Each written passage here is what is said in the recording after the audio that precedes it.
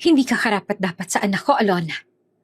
Sigaw ni Doña Beatriz habang itinulak sa harap ng lahat ang kahera niyang manugang.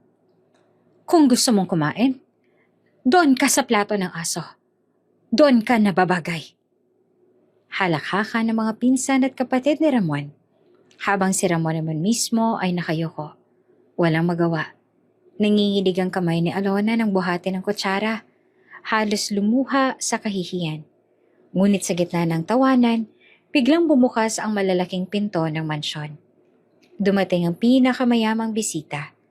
Isang babaeng makapangyarihan na tumitig kay Alona. Nanigas ang lahat nang marinig ang mabigat niyang tinig.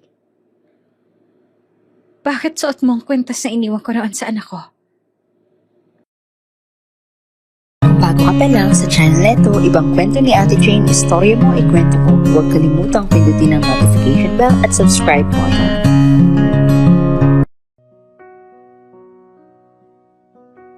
Sa isang tahimik na baryo sa probinsya, lumaki si Alona Ramirez. Ang dalagang kilala sa kanilang lugar bilang masipag at may mabuting kalooban. Bata pa lamang siya nang mawala ng mga magulang at lumaki sa bahay ampunan.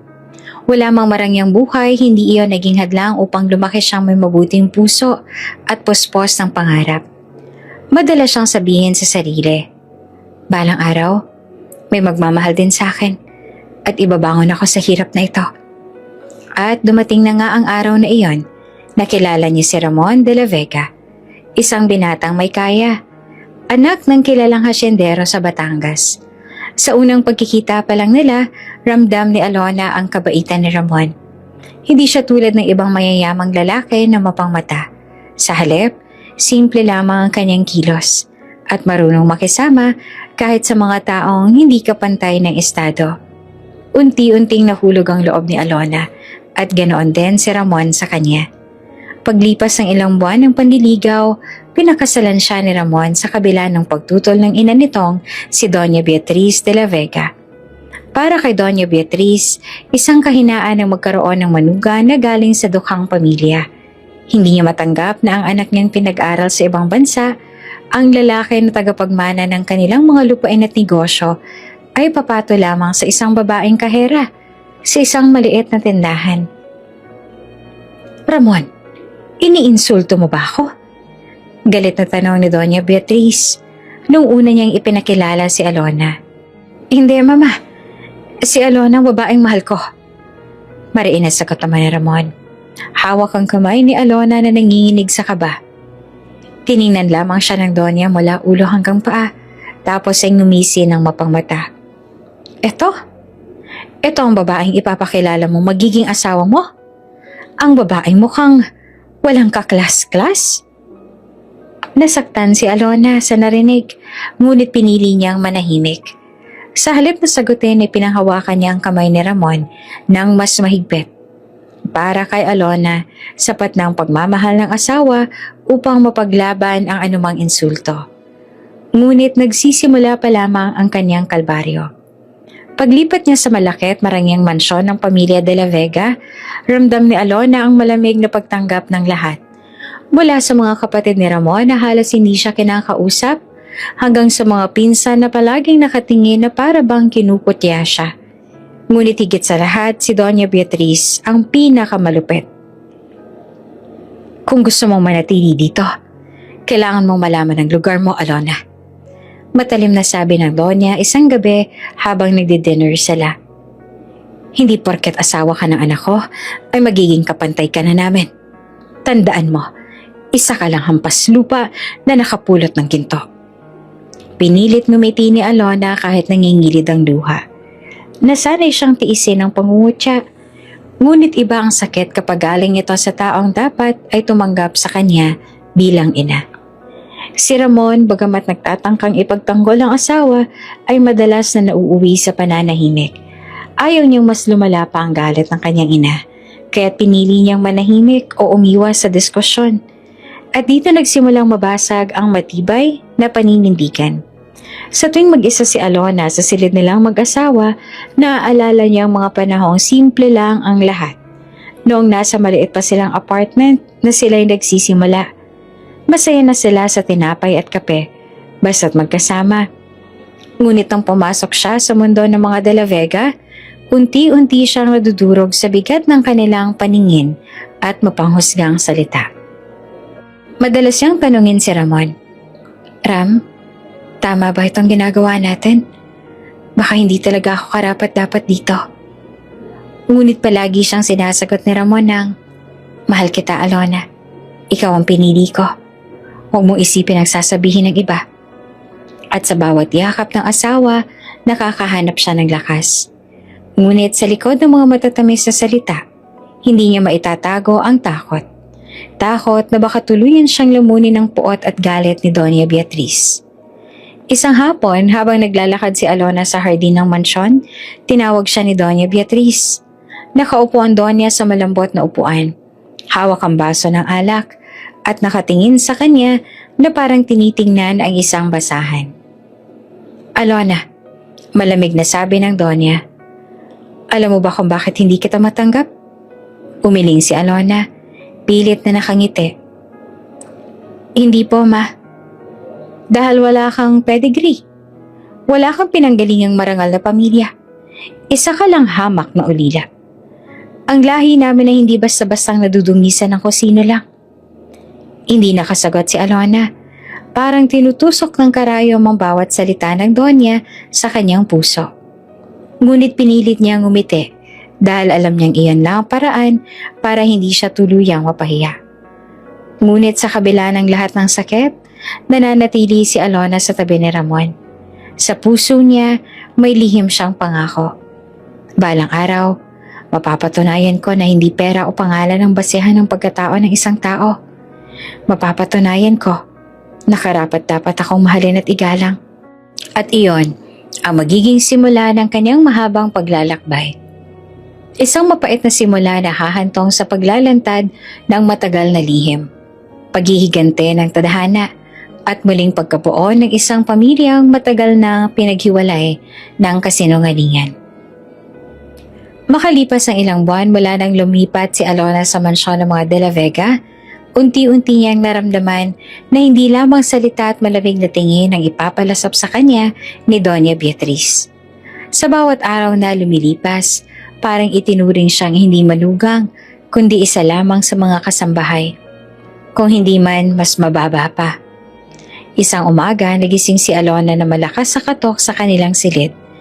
Pagbukas niya ng pinto, naroon ang isa sa mga katiwala. "Ma'am Alona, pinapatawag po kayo ng Doña. Nasa kusina daw po siya." Kabado siyang bumaba. Sa kanilang tahanan, dati siya ang laging gumigising ng maaga para magluto at maglinis. Ngunit ngayong nasa mansyon na siya, alam niyang may mga kasambahay na gumagawa nito. Ano pa kaya ang gusto sa kanya ng biyanan? Pagdating sa kusina, nadatnan niya si Doña Beatriz na nakaupo sa malambot na upuan. Hawak ang tasa ng kape. At may tinging parang matalim na kutsilyo. Nakatayo sa paligid ang mga kasambahay at halatang natatakot. "Alona," matalim na tawag ng Doña. "Alam mo ba kung bakit ka narito?" "Hindi po, mahinang tugon ni Alona. Ngumisi si Doña Beatriz, malamig at mapanlait. "Kung hindi mo pa alam, hindi sapat na maging asawa ka lang ng anak ko. Dito sa mansyon, dapat ay marunong ka rin kumilos ng gaya ng dati mong ginagawa. Maglaba, maglinis, magsilbi. Hindi porket may apelidong De La Vega ka na, ay pwede ka nang umupo at magpalamig. Hindi ka kasing taas ang antas namin. Kaya, itinuro niya ang mop at timba. Simulan mo ng linisin ang sahig. Dito, sa harap nila." Nagulat ang mga kasambahay. Hindi nila alam kung ano ang gagawin. Kakaiba ang utos ng Doña at alam nilang hindi ito tama. Ngunit wala silang lakas ng loob para sumuway. Tahimik na kinuha ni Alona ang mop at sinimulang linisin ang marmol na sahig. Ramdam niya ang titig ng lahat, lalo na ang mga pinapabura ni Doña Beatriz na mga pinsan ni Ramon na naroon din at tila nanonood ng palabas. "Ang galing, hindi ba?" Biro ng isa sa mga pinsan. Ang asawa ng hasyendero, nagmamap ng sahig. Parang nasa tamang lugar nga siya. Halakhakan pa ang sumunod. Tinusok ng bawat tawa ang puso ni Alona, ngunit pinili niyang manahimik. Habang pilit niyang pinupunasan ang sahig, nararamdaman niya ang bigat ng luha na gustong kumawala. Ngunit pinigilan niya ito. Ayaw niyang ipakitang talunan siya. Isang gabi, sa gitna ng hapunan, nagsimula na namang maghagis ng insulto si Doña Beatriz. "Alona!" Malakas niyang sabi kaya't napalingon ang lahat sa lamesa. "Alam mo bang hindi ka bagay dito? Tingnan mo nga ang sarili mo. Paano ka magiging asawa ng anak ko? Kung mukha mo pa lang ay tindera ng isang isda sa palengke." Napayuho si Alona. Sa gilid niya, ramdam niya ang kaba ni Ramon. Tila ba gusto ko magsalita ngunit piniling manahimik. "Kung tutuusin," patuloy pa ng Donya, "dapat pasasalamat ka na lang at pinakasalan ka ng anak ko. Dahil kung hindi, baka hanggang ngayon ay naghuhugas ka lang ng pinggan sa tindahan. Dito, kahit papaano ay kumakain ka sa isang mamahaling mesa. Ngunit tandaan mo." Tumigil siya sandali at tiningnan si Alona mula ulo hanggang paa. Ang isang hamak ay mananatiling hamak. Natahimik ang lahat. Tanging tunog ng kubyertos lamang at mahihinang buntong hininga ang naririnig. Ngunit sa loob ay si Alona, tila may nag-aapoy sa sakit. Pagkatapos ng hapunan, nagkulong si Alona sa kanilang kwarto. Nakaupo siya sa gilid ng kama, nakayakap sa sarili. At doon ay tuluyang bumigay ang luha. Bakit ganito? Akala ko kapag mahal ako ni Ramon, sapat na yon. Pero bakit parang kulang? Bakit ako ang kailangang magdusa ng lahat ng to? Pumasok si Ramon, halatang nag-aalala. Umupo ito sa tabi niya at hinawakan ng kamay niya. "Alona, pasensya ka na. Alam kong mali ang ginawa ni Mama." "Ram, bakit ka tahimik kanina? Bakit hindi mo wala ako pinagtanggol?" Humagulhol na tanong ni Alona. Hindi agad nakasagot si Ramon. Sa halip niyakap niya si Alona ng mahigpit. "Hindi ko alam kung papaano. Ayoko mas lumala pang galit ni Mama. Pero mahal kita. Hindi kita pababayaan." Ngunit sa puso ni Alona, nagsimulang umusbong ang tanong. Hanggang saan aabot ang pagmamahal ni Ramon kung sa bawat laban siya ay nananahimik? Kinabukasan, pinagawa na naman siya ng mga gawaing pangkatulong sa harap ng mga kasambahay. Pinapalinis siya ng Donya ng alikabok sa mga mamahaling antique vase. Pinapalinis ang malalawak na bintana at minsan pa ay pinupunas ng sahig kahit may mga kasambahay namang nakatalaga para rito. "Mas bagay ka talaga rito, Alona," matalim na sabi ni Doña Beatriz. Habang pinagmamasdan siya nagwawalis. "Huwag mong isipin na magiging kasing taas ka namin. Tandaan mo, isa kang kahihiyan sa apelyido namin." Nang marinig iyon, parang tuluyang nabasag ang damdamin ni Alona.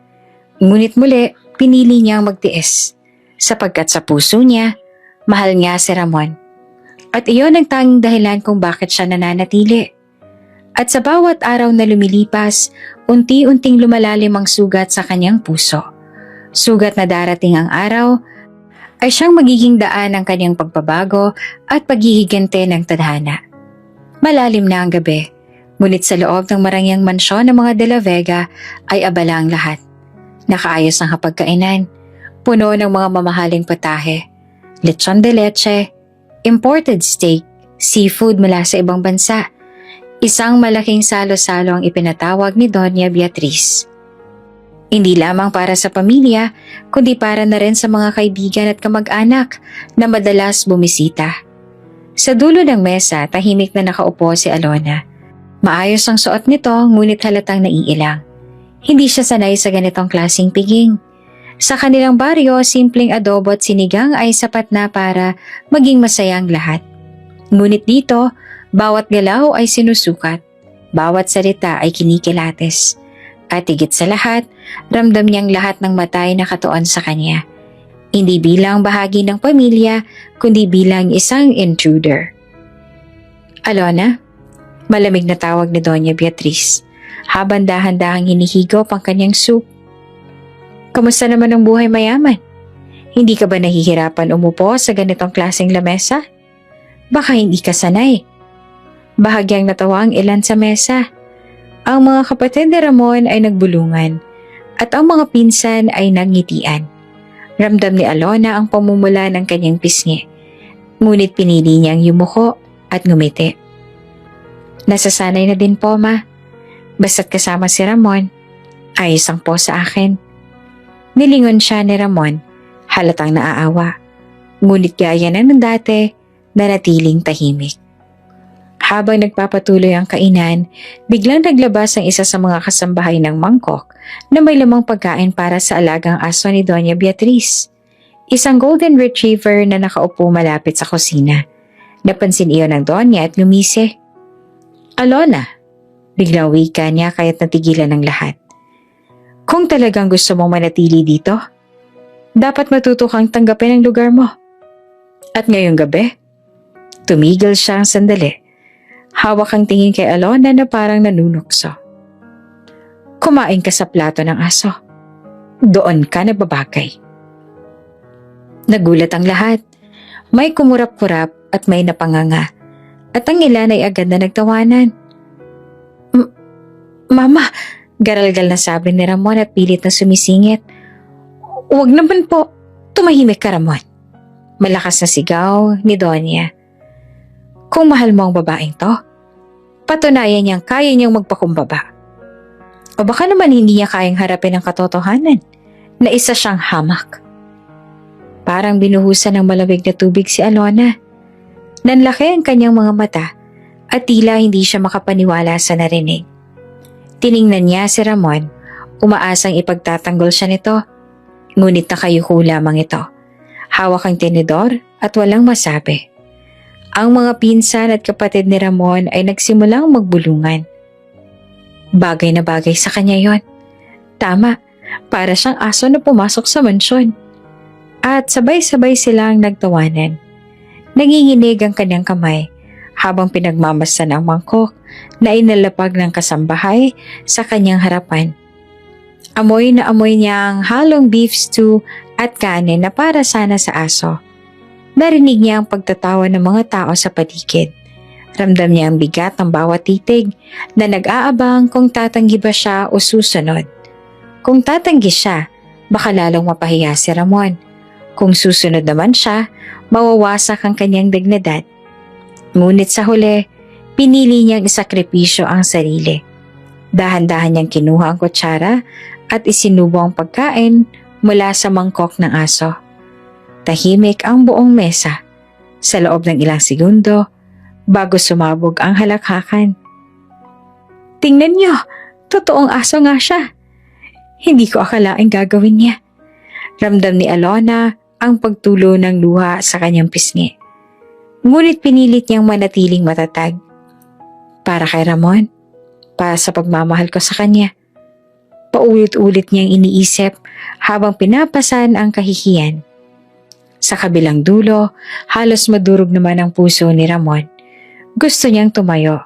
Gusto niyang ipagtanggol si Alona. Ngunit nang makita niyang nakapako ang malabig na tingin ng kanyang ina sa kanya, nanlambot ang kanyang loob. Kapag kumontra ako, mawawalan ako ng lahat. Ang pamana, ang negosyo, ang respeto ng pamilya. Bulong niya sa sarili. Ngunit kasabay ng kanyang pananahimik, unti-unti nasira ang tiwala ni Alona.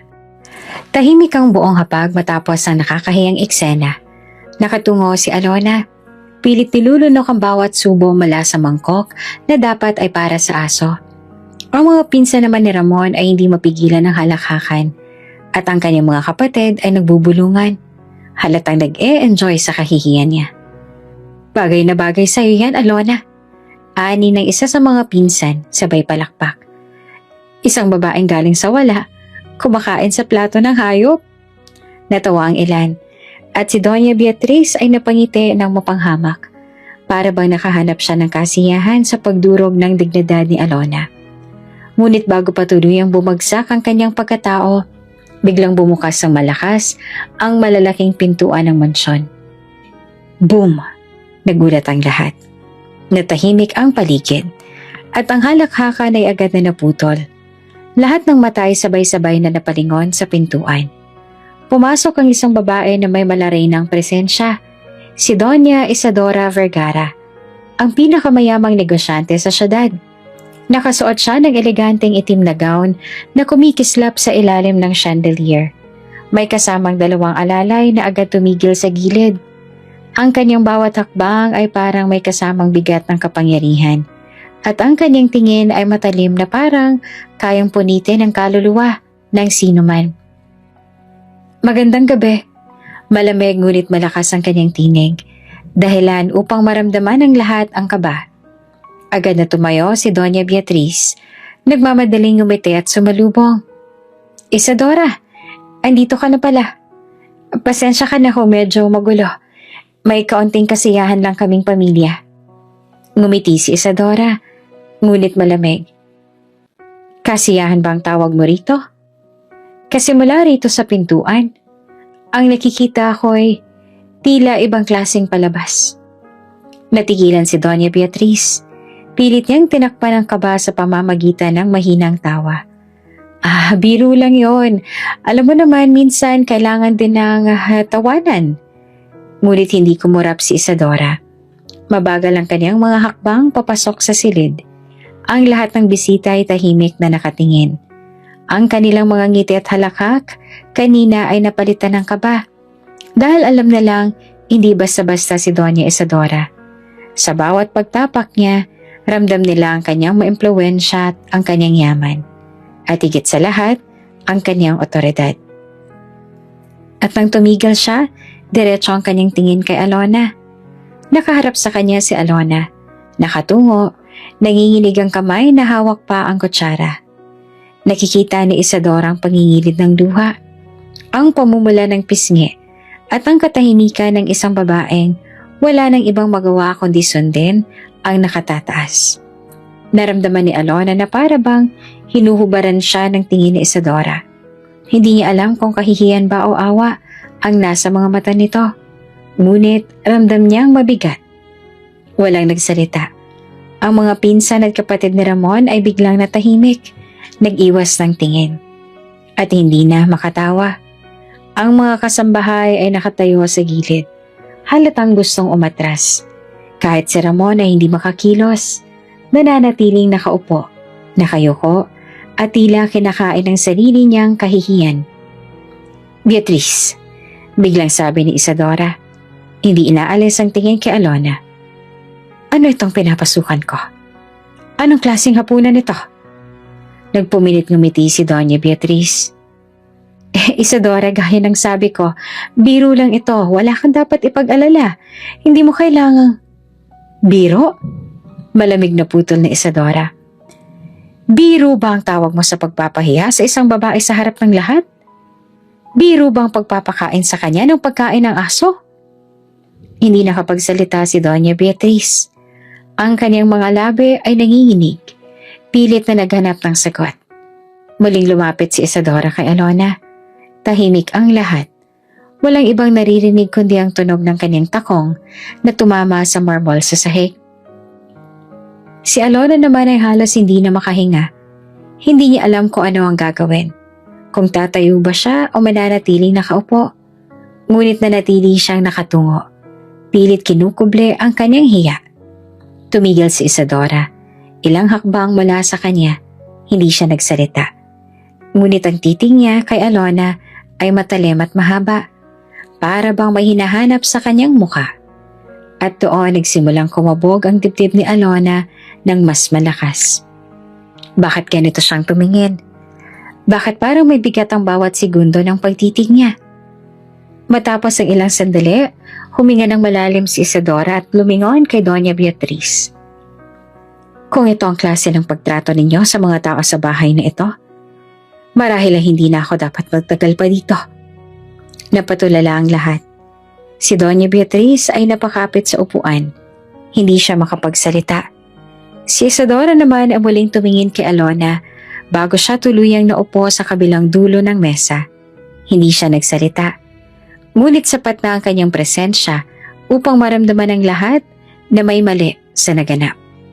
At sa gabing iyon, sa unang pagkakataon, naramdaman ni Alona na may isang tao sa loob ng mansyon na hindi tumawa. Hindi nang husga. Isang taong kahit hindi pa niya alam, ay may mahalagang papel sa kanyang buhay. Matapos ang tensyonadong pagdating ni Doña Isadora Vergara sa mansyon ng mga De la Vega, nanatili ang bigat sa hangin. Walang makapagsalita at lahat ng naroroon ay nagpigil ng galaw. Tila ba natatakot na may masabi o magawa pang ikakadagdag ng kahihiyan. Tahimik na naupo si Isadora sa dulo ng mesa, ngunit hindi niya maalis ang mga mata kay Alona. Nakikita niya kung paanong nanginginig ang mga kamay ng dalaga habang dahan-dahang inilalapag ang kutsara sa tabi ng mangkok ng aso. Ang luha nito ay bahagyang bumakat sa gilid ng kanyang pisngi, ngunit pinilit pa rin manatiling tuwid at hindi tuluyang bumigay. Para kay Isadora, may kakaibang kirot sa kanyang puso na matagal niya nang hindi nararamdaman. Isa itong pamilyar na kirot. Parang may matagal nang nawalang bahagi ng kanyang buhay na biglang bumalik sa alaala. Hindi na nakatiis si Isadora. Mabagal siyang tumayo mula sa upuan. Ang tunog ng kanyang takong ay umaalingaw-ngaw sa marmol na sahig. Dahilan para ang lahat ng bisita ay mapatingin sa kanya. Isadora, tawag ni Doña Beatriz na halatang kabado. Baka gusto mong ipagpatuloy na lang natin ang pagkain. Hindi naman kailangan pang palakihin. Ngunit hindi siya pinansin ni Isadora. Diretso siyang lumapit kay Alona. Ang kanyang matalim ngunit mabigat na titig ay hindi maalis sa mukha ng dalaga. Si Alona naman ay halos hindi na makahinga. Hindi niya alam kung tatayo ba siya bilang paggalang o mananatiling nakaupo. Sa huli, nanatili siya nakaupo, nakayuko at pinipigilan ang pag-iyak. Paglapit ni Isadora, huminto siya sa harap ni Alona. Dahan-dahan niyang tinaas ang baba ng dalaga gamit ang kanyang hintuturo. Nagulat si Alona at napilitan siyang tumingin ng diretso sa mga mata ng makapangyarihang babae. At doon, para bang tumigil ang oras para kay Isadora, nakita niya ang mga mata ni Alona. Ang parehong uri ng titig na matagal niya nang hinanap. Ang parehong mga mata na nakita niya noon sa isang sanggol na nawala sa kanya sa gitna ng unos ng kanyang buhay. Napalunok siya. Pilit pinipigilan ng sarili. Ngunit nang bumaba ang kanyang paningin, doon niya napansin ang kumikislap na bagay sa leeg ng dalaga. Isang maliit na pendant na hugis puso. May ukit na simbolo sa gitna. Natigilan si Isadora. Halos mawalan siya ng hininga. Hindi. Imposible. Bulong niya sa kanyang isip. Ilang dekada nang nakalipas, siya mismo ang pumili at nagpagawa ng pendant na iyon para sa kanyang anak na babae. Ang anak na nawala sa kanya sa murang edad dahil sa isang trahedya. Akala niya hindi niya na ito makikita pang muli. Ngunit ngayon, nakasabit ito sa leeg ng isang babaeng pinapahiya sa harap niya. Mabilis ang kabog ng kanyang dibdib. Para siyang dinurog na magkahalong emosyon, pagkagulat, tuwa, at matinding takot na baka ilusyon lang ang lahat ng ito. Alona, tama? Mahina ngunit nanginginig ang tinig ni Isadora. Tumango si Alona, hindi maintindihan ang tanong. Opo, ako po si Alona. Lalo pang lumalim ang tingin ni Isadora. Saan ka nagmula? Saan mo nakuha ang kwenta sa suot mo? Sino ang iyong mga magulang? Nagulat si Alona. Hindi siya sanay na tinatanong ng ganoon ng isang bisita. Ngunit bago pa siya makasagot, sumagot din agad si Doña Beatriz. Isadora, bakit ka ba nagtatanong ng ganyan? Isa lang yung babae na pinulot ng anak ko sa kung saang baryo. Wala nang halagang pinagmulan niya. Kung tutuusin nga baka gawa-gawa lang ang pangalan niyan. Matalim ang naging tingin ni Isadora kay Beatriz, ngunit hindi siya nagsalita. Sa halip, muli niyang ibinalik ang kanyang mga mata kay Alona. Naramdaman ni Alona ang tensyon. Hindi niya alam kung bakit ganoon na lamang ang pagtitig ng pinakamakapangyarihang babae sa syudad sa kanya. Parang may hinahanap ito. Parang may nakikita ito na hindi niya maintindihan. Pasensya na po, Donya. Mahina niyang sambit. Nanginginig ang tinig. Ako po ay lumaki sa ampunan. Hindi ko po kilala ang tunay kong mga magulang. Itong kwintas, ito na lang po ang alaala ko sa aking mga magulang. Parang may sumabog na emosyon sa dibdib ni Isadora nang marinig iyon. Tumayo siya ng tuwid. Pinigilan ng sariling magpakita ng sobrang reaksyon. Ngunit sa kanyang puso, nagsimulang mabuo ang isang hinala na matagal niya nang iniwan sa nakaraan. Hindi na muli nagsalita si Isadora. Umupo siyang muli sa kanyang upuan. Ngunit ang kanyang mga mata ay nananatili kay Alona. Habang nagpapatuloy ang hapunan, wala na siyang ibang nagawa kundi titigan ang pendant na iyon. At paulit-ulit sa kanyang isip ay bumabalik ang mga alaala ng kanyang anak na nawala noon. At sa gabing iyon, nagsimula ang isang bagong kabanata. Hindi lamang sa buhay ni Alona, kundi sa puso rin ni Doña Isadora. Isang matinding hinala ang unti-unting bumalot sa kanyang isip. Siya na kaya? Siya na kaya ang anak kong matagal nang nawala? Tahimik ang hapagkainan matapos ang matalim na pagtitig ni Doña Isadora kay Alona. Hindi na nagbalik ang halakak na kanina'y parang musika sa mga tenga ng mga pinsan at kapatid ni Ramon. Sa halip ay pinalitan iyon ng bigat. Isang tensyon na halos humigop ng hangin sa loob ng silid. Si Alona nakaupo pa rin sa gilid ng mesa. Ramdam ang mga matang nakatutok sa kanya. Ngunit ang pinakamatindi ay ang titig ni Doña Isadora. Hindi iyon basta tingin ng pag-uusisa, kundi tingin na parang may hinahanap. May gustong alalahanin at may sinusuri sa bawat galaw niya. Biglang tumayo si Isadora. Ang kanyang tinig ay malamig ngunit mariin. Tama ng palabas na ito. Natigilan ang lahat, walang kumibo. Ang kutsara at tinidor ay dahan-dahang ibinaba ng mga bisita. At kahit ang aso ay tila nakaramdam ng pagbabago ng enerhiya, kaya't umupo na lamang sa tabi. Isadora, pilit nang umidi si Doña Beatriz, halatang hindi komportable. Ano bang ibig mong sabihin? Masaya pa tayo, hindi ba? Ngunit umiling si Isadora. Ang kanyang matalim na mata ay nakatutok pa rin kay Alona. Hindi ko matatawag na kasiyahan ng makita ang isang babae na ginagawang laruan ng kahihiyan. Ang ganitong uri ng gawain ay hindi karapat-dapat sa isang pamilyang kagalang-galang. Hindi naman nagustuhan ni Doña Beatriz ang sinabi ni Isadora. Tumayo rin siya mula sa kanyang upuan. Iniangat ang baba at nagpakawala ng mapanghamak na tawa. Isadora, huwag mong pakialaman ang paraan ko ng pamamahala sa aking pamilya. Ito si Alona, isang babaeng hindi karapat-dapat sa anak ko. Kung hindi ko siya didisiplinahin, baka isipin niya na pareho kami ng antas. At hindi ko hahayaang dungisan ng pangalan ng mga De La Vega. Sumang-ayon ng ilan sa mga kamag-anak, marahang tumango. Ngunit walang naglakas ng loob magsalita. Sa ilalim ng mesa, ramdam ni Alona ang paglamig ng kanyang mga kamay. Si Isadora ay nanatiling nakatayo at hindi natinag. Kung disiplina ang tawag mo sa kahihiyan, kung respeto ang isinusukat mo sa pamamagitan ng pag-apak sa dangal ng iba, kung ganon, isa itong katawa-tawang anyo ng pamumuno. Habang nagbabangayan sina Beatriz at Isadora, si Alona naman ay pilit na pinipigil ang luha. Hindi niya alam kung bakit ganoon na lang pakiramdam niya kay Isadora. Para bang ang bawat salita nito ay may bigat na nagbibigay sa kanya ng kakaibang lakas. Nagtagpo ang kanilang mga mata. Hindi agad nagsalita si Isadora, ngunit sa loob ng kanyang dibdib ay kumakabog ang puso. Bakit parang siya? Bakit gano'n na lang ang pakiramdam ko sa kanya? Isang ala-ala ang biglang sumagi sa isip niya. Ang isang sanggol na kanyang niyakap noon. Ang mga matang puno ng inosenteng titig. Mga matang parang kay Alona. Alona. Mahina ngunit malinaw na sambit ni Isadora.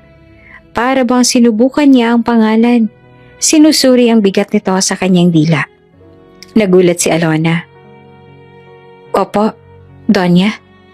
Hindi sumagot si Isadora. Sa halip, huminga siya ng malalim at muling naupo. Ngunit kahit wala siyang sinabi, alam niyang may kakaibang koneksyon sa pagitan nila. Ngunit hindi pa tapos si Doña Beatriz. Ayaw niyang magmukhang talo sa harap ng lahat, lalo na sa harap ni Isadora. Alona, malakas niyang tawag. Maghugas ka na ng mga plato pagkatapos kumain. Kung hindi mo kayang gawin yon, mas mabuti pang umalis ka na sa bahay na to. Isa ka ngang manugang, pero isa kang pagkakamali sa buhay ng anak ko. Napayuko si Alona, halos namilipit sa kahihiyan. Ramdam niyang lahat ng tao sa silid ay muling nakatingin sa kanya. Hinihintay ang kanyang tugon. Ngunit bago pa siya makakilos, muling nagsalita si Isadora. Hindi mo dapat pinagagawa ng gano'n ng isang taong nilagay mo sa kahihiyan. Kung gusto mong linisin ang iyong pangalan, Beatriz, linisin mo muna ang sarili mong budhi. Nagpatuloy ang gabi na puno ng tensyon. Sa bawat sandali, ramdam ni Alona na hindi nawawala ang tingin ni Isadora sa kanya. May halong awa, may halong paghahanap. At sa puso ni Isadora, lalong lumalakas ang tibok ng damdamin na hindi niya maipaliwanag. Posible kaya? Maaari bang siya nga? Ngunit papaano? At bakit nandito siya? Sa piling ng isang pamilyang ito. Hindi niya alam kung saan hahantong ang lahat. Ngunit isang bagay lang ang tiyak. Hindi niya hahayaang matapos ang gabing iyon nang hindi sinusubukang hanapin ang katotohanan. Matapos ang mabigat na sagutan ni na Doña Isadora Vergara at Doña Beatriz de la Vega, na natiling tikom ang bibig ng lahat ng nasa hapag. Ang dating masiglang salo-salo ay tila naging isang madilim na paglilitis. At ang nakaupong akusado ay si Alona. Tahimik lang siya nakaupo sa kanyang upuan. Hawak ang panyo at pinipigil ang pagluha. Ramdam niya ang sakit sa dibdib. Ngunit higit pa roon, ramdam niya ang unti-unting bumibitaw ang tiwala niya sa kanyang asawa. Dahil sa kabila ng lahat ng kahihiyan, nananatiling tahimik si Ramon. Nakahawak si Ramon sa kanyang tinidor, pilit ikinukuble ang panginginig ng kanyang kamay. Sa loob-loob niya, gusto niyang sumigaw. Gusto niyang ipagtanggol si Alona. Ngunit sa tuwing napapatingin siya sa kanyang ina, nakikita niya ang malamig na titig na puno ng babala. Mahal ko si Alona. Pero paano kung itakwil ako ni Mama? Paano kung mawalan ako ng lahat ng negosyo? Ang pangalan, ang respeto. Bulong niya sa kanyang sarili. Habang nananatili siyang tahimik, lalo malamang naramdaman ni Alona ang pag-iisa. Para bang kahit may asawa siya sa tabi, mag-isa pa rin siyang lumalaban. Ngunit hindi niya na kayang magpigil. Nang muling nagsalita si Doña Beatriz, diretso kay Alona. Simula bukas, sa kusina ka kakain. Hindi ka pwedeng makisalo sa mesa ng mga De La Vega. Doon na bumigat ang loob ni Ramon. Mama! Malakas niyang tawag, dahilan upang mapatingin ang lahat. Napatigil naman si Doña Beatriz, pati si Alona ay nagulat. Sa unang pagkakataon, narinig niya ang asawang sumigaw para sa kanya. Mama, sobra na po yan. Hindi karapat-dapat si Alona na tratuhin ng ganyan. Asawa ko siya. Dapat bigyan siya ng respeto. Nagkatinginan ng mga bisita. May ilan pa na napabulong. May ilan na bahagyang napangiti. Tila natutuwa na kahit papaano'y pinagtanggol na siya ni Ramon. Nagliwanag ang mga mata ni Alona. Ngunit kasabay ng munting pag-asa ay ang kaba. Dahil alam niyang hindi basta-basta ang kanyang biyanan. Dahan-dahan tumayo si Doña Beatriz. Ang kanyang mga mata ay nagliliyab at ang kanyang tinig ay malamig, ngunit puno ng puwersa. Ramon de la Vega. Nanlamig ang katawan ng lahat. Sa tuwing tatawagin siya ng kanyang ina sa buong pangalan, alam niyang may kaparusahan itong kasunod. Ano karapatan mong sagutin ako sa harap ng lahat ng ito? Malakas sa wika na Beatrice. Ako nagduwal sa'yo. Ako nagpatakbo ng pamilyang to. Ako nagpanatili ng pangalan natin. At ikaw? Itinuro niya si Alona. Pipiliin mong ipagtanggol ang babaeng ito laban sa iyong ina? Mama, asawa ko siya. Mahinahon ngunit matatag na sagot ni Ramon. Kahit ano pa man ang nakaraan niya, kahit saan pa siya galing, karapatan niyang igalang. Isang malakas na tawa ang pinakawala na Beatrice, puno ng pang-iinsulto. Igalang? Asawa mo siya dahil pinilit ka ng damdamin mong bulag. Pero anak, tandaan mo ito. Ang pagmamahal ay pwedeng kumupas. Pero ang pangalan ng pamilya, hindi kailanman dapat dungisan. Habang nagbabangayan ng mag-ina, lalo namang bumigat ang loob ni Alona. Masaya siyang narinig na ipinagtanggol na siya ni Ramon. Ngunit mabilis din iyong napawi nang makita niyang pinatahimik ito ng kanyang ina. Para bang bawat salitang lumalabas sa bibig ni Ramon ay walang saysay sa harap ng kapangyarihan ni Beatrice. At sa huli, tumigil si Ramon. Napayuko siyang muli. Hindi na nagpatuloy sa pagtutol. Muli siyang binalot ng takot at muling nanahimik. Naramdaman ni Alona ang kirot sa kanyang dibdib. Mahal niya nga ba talaga ako? Kung mahal niya ako, bakit hindi niya kayang panindigan? Tahimik lang na nagmamasid si Doña Isadora. Hindi siya sumingit. Ngunit ang kanyang mga mata ay puno ng awa kay Alona. Ramdam niyang may sugat na lalong lumalalim sa puso ng dalaga sa bawat segundo ng pananahimik ng asawa nito. At sa kanyang dibdib, lalo pang tumitibay ang hinala at ang determinasyong alamin ang katotohanan. Bago matapos ang gabi, muling nagsalita si Doña Beatrice. Hinarap ang lahat ng bisita. Pasensya na kayo sa ingay ngayong gabi ha. Pero tandaan ninyo, dito sa mansyon ng mga De La Vega, ako ang nasusunod. Walang sino man ang pwedeng sumalungat, kahit anak ko pa. Nang lingunin niya si Ramon, malamig ang kanyang titig. At ikaw, Ramon? Huwag mo nang uulitin ang ginawa mong ito.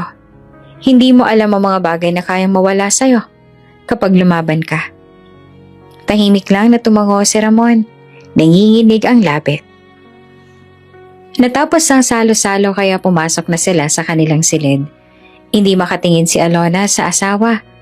Umupo siya sa gilid ng kama. Hawak ang pendant sa kanyang leeg at doon ay tuluyan ng pumatak ang kanyang mga luha. Si Ramon naman nakatayo sa gilid pilit lumalapit. Alona, pasensya na. Natakot na ako. Pero mahal na mahal kita. Ngunit hindi na sumagot si Alona. Tanging katahimikan ng kanyang isinukli. At sa gabing iyon, mas naramdaman niya ang bigat ng katotohanang mag-isa siyang lumalaban. Tahimik ang gabi sa mansyon ng mga De La Vega.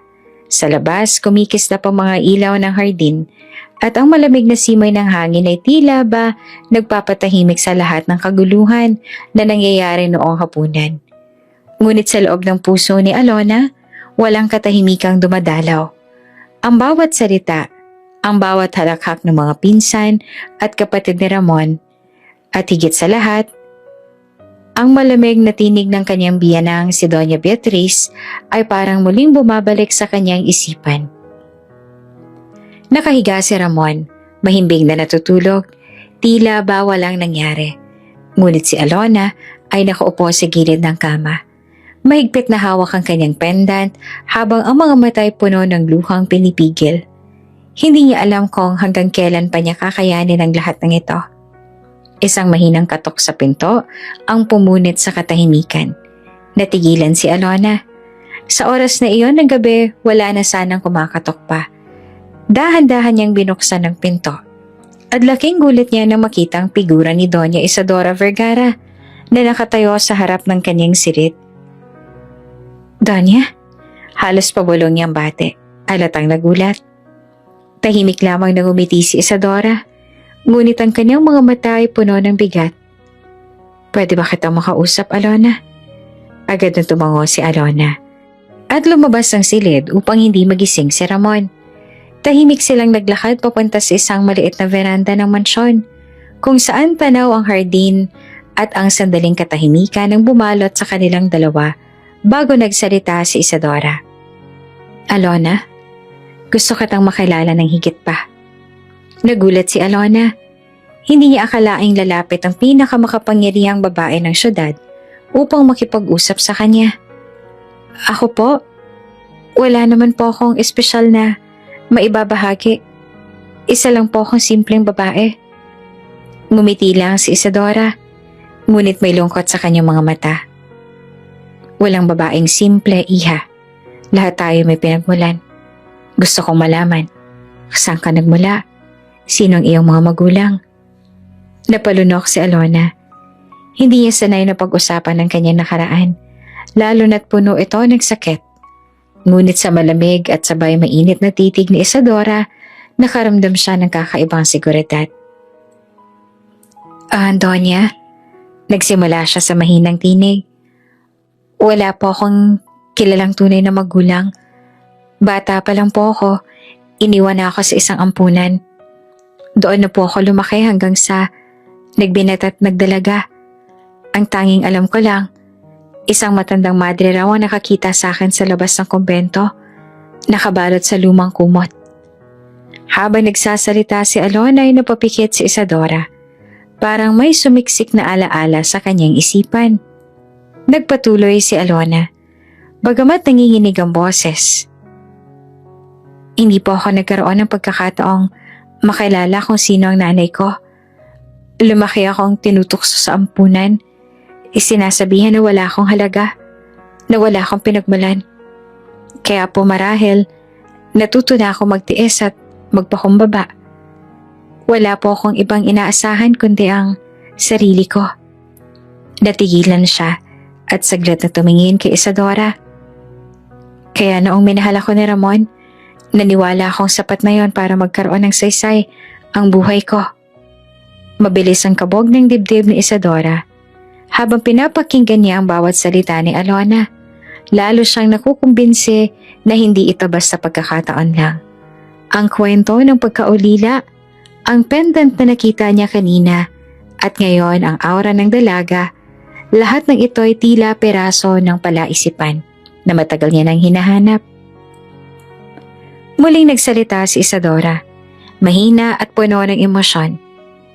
Alona, kung sakaling dumating ang araw na malaman mo kung sino ang tunay mong ina, handa ka bang tanggapin siya?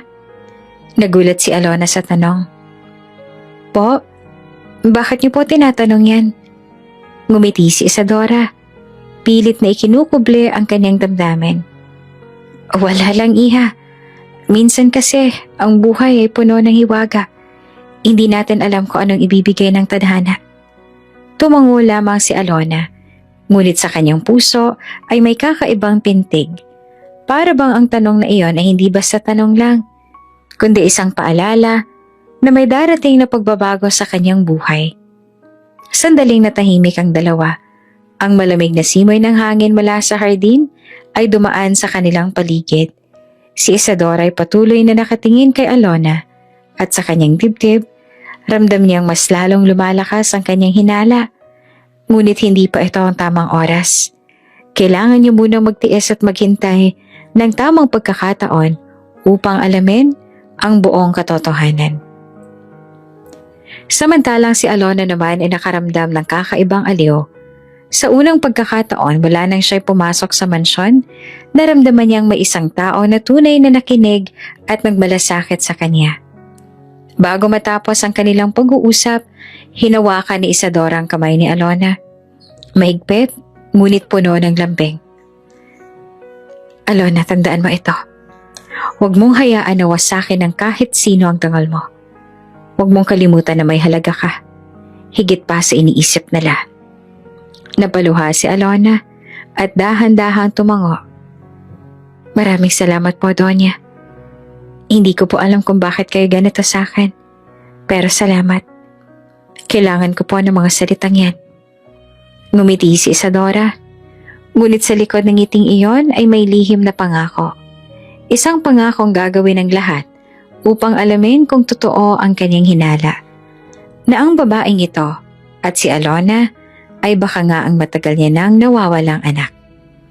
At sa gabing iyon, nagsimula ang mas malalim na ugnayan sa pagitan ng dalawang babae. Isa'y ina na matagal nang nagdurusa sa pagkawala at ang isa'y anak na matagal nang naghahanap ng pagmamahal. Kinabukasan, tila walang nangyari sa mansyon ng mga De La Vega. Ang mga ilaw ay muling kumislap, ang mga kasambahay ay abala, at si Doña Beatriz ay nakaupo sa veranda. Umiinom ng kape na parang siya ang reyna ng lahat. Ngunit sa likod ng katahimikan, may isang taong hindi mapakali, si Doña Isadora Vergara. Hindi siya nakatulog buong gabi. Sa bawat pag-idlip niya, muling bumabalik sa kanyang isipan ng mukha ni Alona. Ang mga matang puno ng lungkot, ngunit may ningning na hindi niya maipaliwanag. At higit sa lahat, ang pendant na nakita niya kagabi. Hindi iyon ordinaryong alahas. Iyon ay tanda ng isang anak na matagal niya nang nawawala. Hindi ako pwedeng magpadala sa erosyon. Bulong niya sa sarili. Kailangan kong malaman ang katotohanan. Kinaumagahan, tahimik siyang nakipagkita sa kanyang pinagkakatiwalaang investigator, si Arturo, isang veteranong private detective na maraming taon nang naglilingkod sa kanya. Arturo, mahigpit niyang bilin. May babae sa mansyon ng mga De La Vega. Ang pangalan ay Alona. Gusto kong malaman ang lahat tungkol sa kanya. Kung saan siya ipinanganak, saan siya lumaki, sino ang mga magulang niya, lahat. At gawin mo itong lihim, walang makakaalam. Tumango si Arturo. Maaasahan niyo po ako, Donya. Sa loob ng ilang araw dadaling ko sa inyo ang buong impormasyon. Ngumiti si Isadora. Ngunit sa loob niya ay nagdarasal siya. Panginoon, kung siya nga, ipakita mo sa akin ang katotohanan. Ngunit hindi alam ni Isadora na sa malalaking pader ng mansyon, may mga matang laging nakabantay para kay Doña Beatriz. Isa sa mga katiwala, si Crisanto, ang nakarinig sa pakikipag-usap ni Isadora kay Arturo sa telepono. At gaya ng utos sa kanya, agad niya itong ipinaabot kay Beatriz.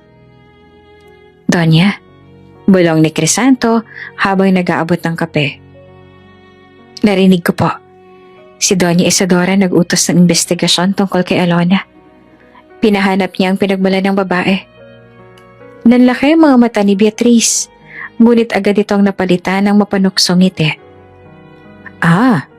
Kaya pala ganyan ang tingin niya kagabi. Hinihinala niyang espesyal ang babaeng yon. Huwag siyang mag-alala. Ako mismo magtitiyak na wala siyang makikitang koneksyon.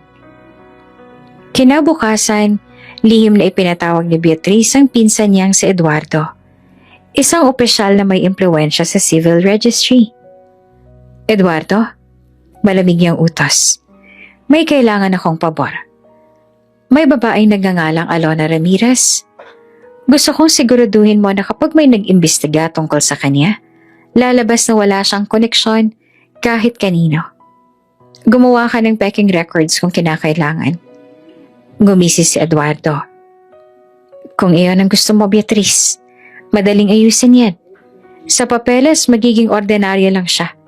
Isang ulila na walang kaugnayan sa kahit sinong kilalang pamilya. Magaling, sagot ni Beatriz. Hindi ko hahayaang maagaw ng kahit sino ang kapangyarihan ko, lalo na ng babaeng yan. Pagkalipas ng 3 araw, muling bumalik si Arturo kay Isadora, dala ang mga papeles. May dala siyang makapal na folder at ang kanyang mukha ay walang emosyon. Donya, maingat niyang sabi. Narito na po ang resulta ng investigasyon. Mabilis na binuksan ni Isadora ang mga papeles. Isa-isang binasa ang mga dokumento, birth certificate, baptismal record, lumang tala mula sa ampunan. Lahat ng iyon ay nagsasabing si Alona ay isang ulilang bata na iniwan sa kumbento at walang anumang bakas kung sino ang tunay na mga magulang. Ngunit higit na masakit ay nakasulat sa dulo. No possible relation to Doña Isadora Vergara.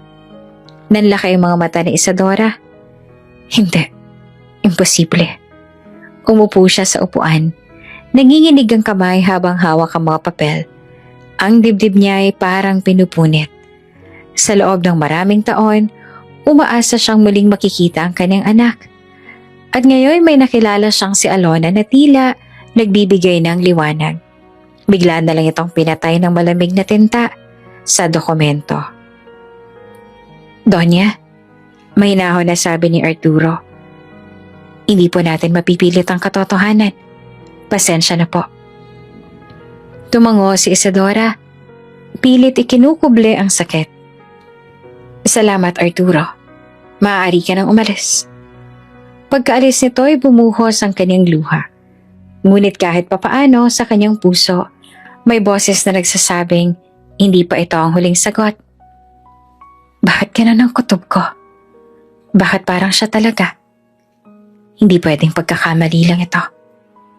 Samantala, sa kabilang bahagi naman ng mansyon, tahimik na ngumisi si Doña Beatriz habang pinagmamasdan si Alona na naglilinis ng baso sa kusina. Magpakasaya ka, Alona. Bulong niya sa sarili. Dahil kahit anong gawin ni Isadora, hindi kanya kailanman makikilala. Ikaw ay mananatiling isang ulilang walang halaga. At sa oras na mawalan ka ng saysay kay Ramon, mawawala ka rin sa mundong to. Ang kanyang halakhak ay mahaba ngunit puno ng kasamaan at ang kanyang mga mata naman ay kumikislap sa kasinungalingan na siya mismo ang lumikha. Ngunit sa kabila ng lahat, hindi pa rin matahimik si Isadora.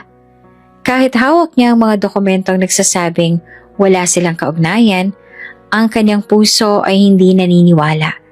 Sa tuwing makikita niya si Alona, lalo na ang pendant na suot nito, lalong lumalakas ang kanyang paniniwala. At sa loob niya, lihim siyang nagpasya. Hindi pa ito ang katapusan. Hahanapin ko pa rin ang katotohanan. At kung totoo ang kutob ko, walang makakapigil sa akin. Mabigat ang sumunod na araw para kay Doña Isadora Vergara. Sa bawat oras na nakikita niya si Alona, lalo niyang nararamdaman ang bigat sa kanyang puso. Kahit hawak niya ang mga dokumento na nagsasabing wala silang koneksyon, ay hindi siya mapalagay. Ang bawat titig, bawat galaw ng dalaga, at ang pendant na suot nito ay tila ba sumisigaw ng katotohanan na pilit tinatanggihan ng mga papel. Ngunit higit pa sa kanyang hinala, hindi niya na kayang tiisin ang nakikita niyang pang-aapi. Sa bawat hapagkainan, palaging may bagong paraan si Doña Beatriz upang ipahiya si Alona. Minsan, pinauupo ito sa dulo ng mesa. Minsan, pinagsisilbihan ng mga bisita na parang isa lamang kasambahay. Sa isang okasyon ng pamilya, nang makita niya si Alona na pinagtatawanan muli dahil sa maliit, ay tumayo si Isadora mula sa kanyang upuan. Dahilan upang maputol ang tawanan ng lahat.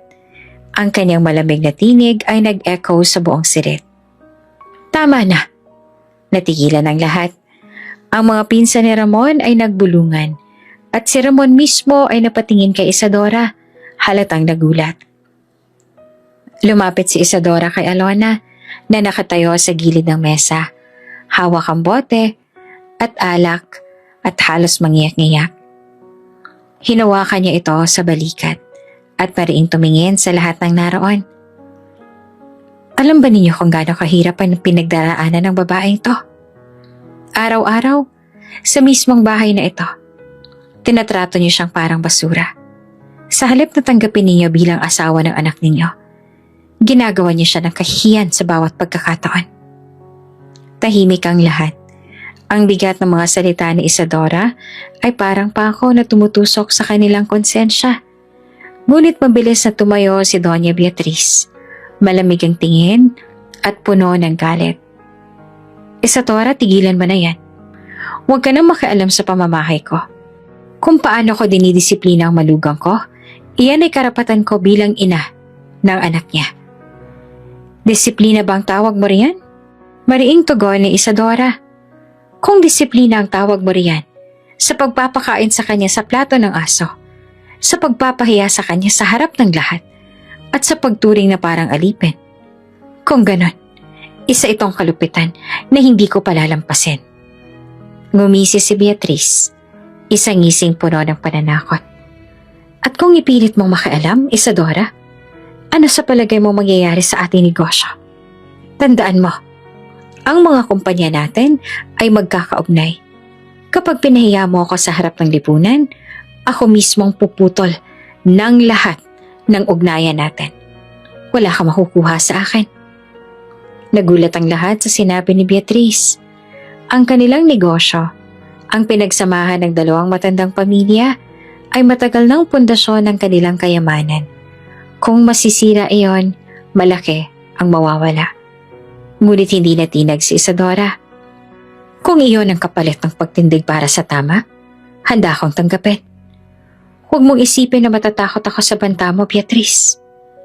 Ngunit lumapit si Beatrice at halos magkadikit na ang kanilang mga muka. Makinig ka, Isadora. Wala kang karapatan na diktahan ako kung paano ko ituturing si Alona. Wala kang karapatan dahil hindi mo siya kaano-ano. Isa lang siyang babae na nakisawsaw sa pamilya ko. Kung iniisip mong may espesyal siyang kaugnayan sa'yo, kalimutan mo na. Wala kang ebidensya. At kahit anong gawin mo, sisiguraduhin kong mawawasak siya bago mo pa makumpirma ang kahit anong hinala mo. Habang nagbabangayan ng dalawang matriarka, nakatayo lamang si Alona. Nanginginig, ramdam niya ang bawat salitang binitiwan ng kanyang biyanan. At sa bawat isa ay parang kutsilyong humihiwa sa kanyang puso. Wala kang halaga. Wala kang karapatan. Wala kang pinagmulan. Paulit-ulit sa kanyang isipan. Ngunit sa kabilang banda, narinig din niya ang tinig ni Isadora. Matatag at buo na parang nagsasabing hindi siya nag-iisa. Sa unang pagkakataon, nakaramdam si Alona ng kakaibang lakas. Hindi mula sa kanyang asawa, hindi mula sa kanyang pamilya, kundi mula sa isang estrangherang tila may nakikitang halaga sa kanya. Beatrice, mariin ang boses ni Isadora. Pwede mong ipagsigawan na wala akong karapatan. Pero tandaan mo ito. Darating ang araw na hindi mo maitatagong katotohanan. Hindi mo kayang kontrolin ang lahat ng tao, kahit gaano ka pang kayaman. Ngumisi si Beatrice, malamig at mapanuksong ngiti. Tingnan natin, Isadora. Tingnan natin kung hanggang saan aabot ang tapang mo. Dahil sa labanang ito, ako ang may hawak ng lahat. Tumigil ang pagtatalo, ngunit naiwan ng bigat sa buong silid. Ang mga bisita ay tahimik na nagsiuwi. Hindi alam kung paanong tatanggapin ang nasaksihan. Si Ramon ay nananatiling nakayuko, walang masabi, at si Alona ay tahimik na lumisan patungo sa kanilang silid. Ngunit sa puso ni Isadora, lalo lamang tumibay ang kanyang paninindigan. Kung hindi siyang anak ko, bakit ganon ang nararamdaman ko? At kung siya nga, hindi ko hahayaan na patuloy siyang yurakan ni Beatrice. Makalipas ang ilang araw mula sa matinding sagutan ni na Doña Isadora Vergara at Doña Beatrice de la Vega, mas dumilim ang sitwasyon ni Alona sa loob ng mansyon. Para bang lalo siyang ginantihan ng kanyang biyanan. Ipinapakita na wala siyang ibang kapangyarihan kundi ang diktahan ng buhay ng kanyang manugang. Isang gabi sa hapagkainan, hindi pinagsilbahan si Alona ng pagkain. Habang ang lahat ay kumakain ng masasarap na potahe, siya ay walang laman ng pinggan. Pinagmamasdan niya ang mga kasambahay na halatang nahihirapan, ngunit natatakot na maglagay ng kahit kaunting kanin sa kanyang plato. Bakit ka nakaupo dyan? Malamig na tanong ni Beatrice. Kung hindi ka kikilos, wala kang makakain. Dito, Alona, hindi ka prinsesa. Isa kang pasanin. Pinilit ni Alona na ngumiti. Kahit ramdam niyang nanlalamig na ang kanyang sikmura, tumingin siya kay Ramon, umaasang magsasalita ito. Ngunit gaya ng dati, nanatili itong tahimik, nakayuko at tila walang lakas ng loob na kumontra. Kaya ko to. Bulong niya sa sarili. Hindi ako pwedeng sumuko. Kinabukasan, habang naglilinis siya ng silid, biglang pumasok si Beatrice kasama ang dalawang katiwala. May hawak itong isang susi at malamig ang titig. Simula ngayon, anito, dito ka natitira. Ipinakita niya ang isang maliit na silid na pinakalikod ng mansyon. Isang kwarto na dating imbakan ng mga gamit. Makitid, madilim, at amoy lumang kahoy ang paligid. May isang maliit na bintana lang na halos hindi mapasukan ng hangin. Mama, halos lumuhod si Alona. Maawa po kayo, hindi ko po kaya rito.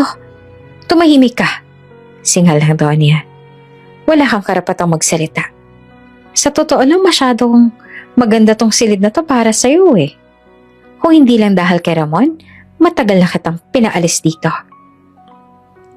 At bago pa siyang makapagsalitang muli, isinara ni Beatrice ang pinto at ikinandado ito mula sa labas. Naiwan si Alona na nag-iisa, nakaupo sa malamig na sahig, at doon tuluyang bumagsak ang kanyang luha. Kinabukasan pinakawalan din siya para makapagsilbing muli sa hapag. Ngunit hindi pa man lumilipas ang ilang oras, may bago na namang paratang. Nasaan ang singsing ko? Sigaw ni Beatrice sa harap ng lahat. Hawak niya ang kahong walang laman. Isa itong mamahaling alahas na hindi pwedeng mawala. At alam kong ikaw ang kumuha, Alona. Nanlaki ang mga mata ni Alona. Mama, hindi ko po kinukuha. Hindi ko po gagawin yan. Ngunit nagsimulang magbulungan ang mga pinsan ni Ramon. Sabi ko na nga ba, hindi mapagkakatiwalaan yan. Una, walang breeding. Ngayon, magnanakaw pa. Hindi po totoo yan. Halos sumisigaw na si Alona. Nanginginig ang boses, ngunit walang nakinig. Si Ramon tahimik lang na nakaupo. Halatang naguguluhan. Tumayo siya. Halatang nag-iipon ng lakas ng loob. Mama, baka naman may ibang kumuha. Ramon, singhal lang Donya at mariin ang tinig na puno ng otoridad. Huwag mong ipagtatanggol ang babaeng to. Ang bawat pagkakamali niya ay kahihiyan para sa ating pamilya. Kung ipipilit mo pa, mas mabuting lumabas ka na rin sa bahay kong ito. Natahimik si Ramon, muling bumagsak ang kanyang balikat at naupo siya nang walang imik. Sa mga sumunod na araw, lalong naging mabigat ang buhay ni Alona. Hindi siya pinansin ng mga kasambahay dahil natakot silang madamay.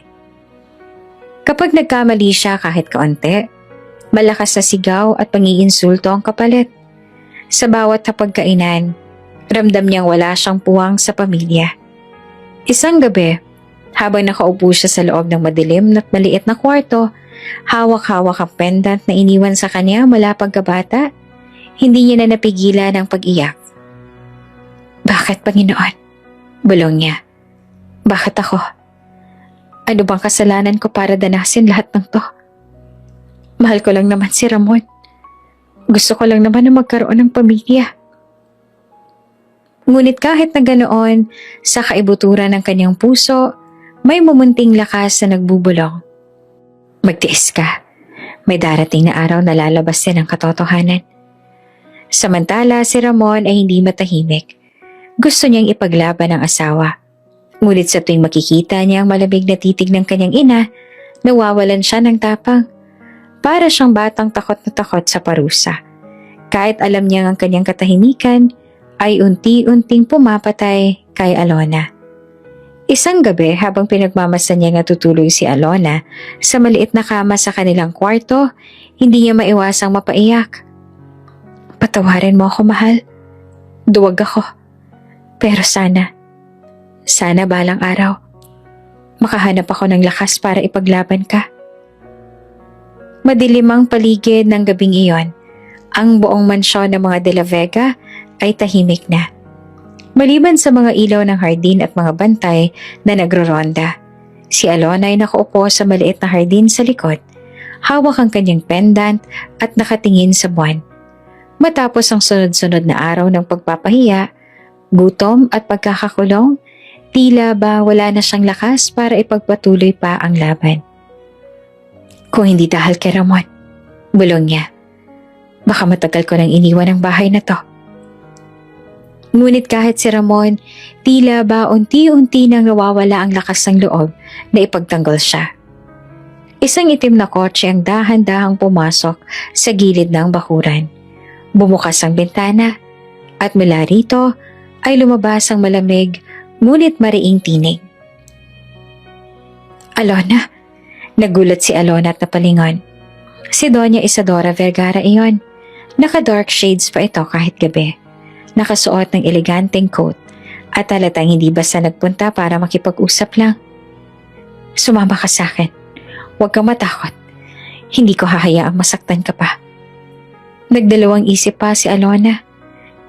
Doña, baka magalit pa si Mama. Hindi niya kailanman malalaman kung hindi ka magsasalita. Huwag mo lang sayangin ang oras mo dito.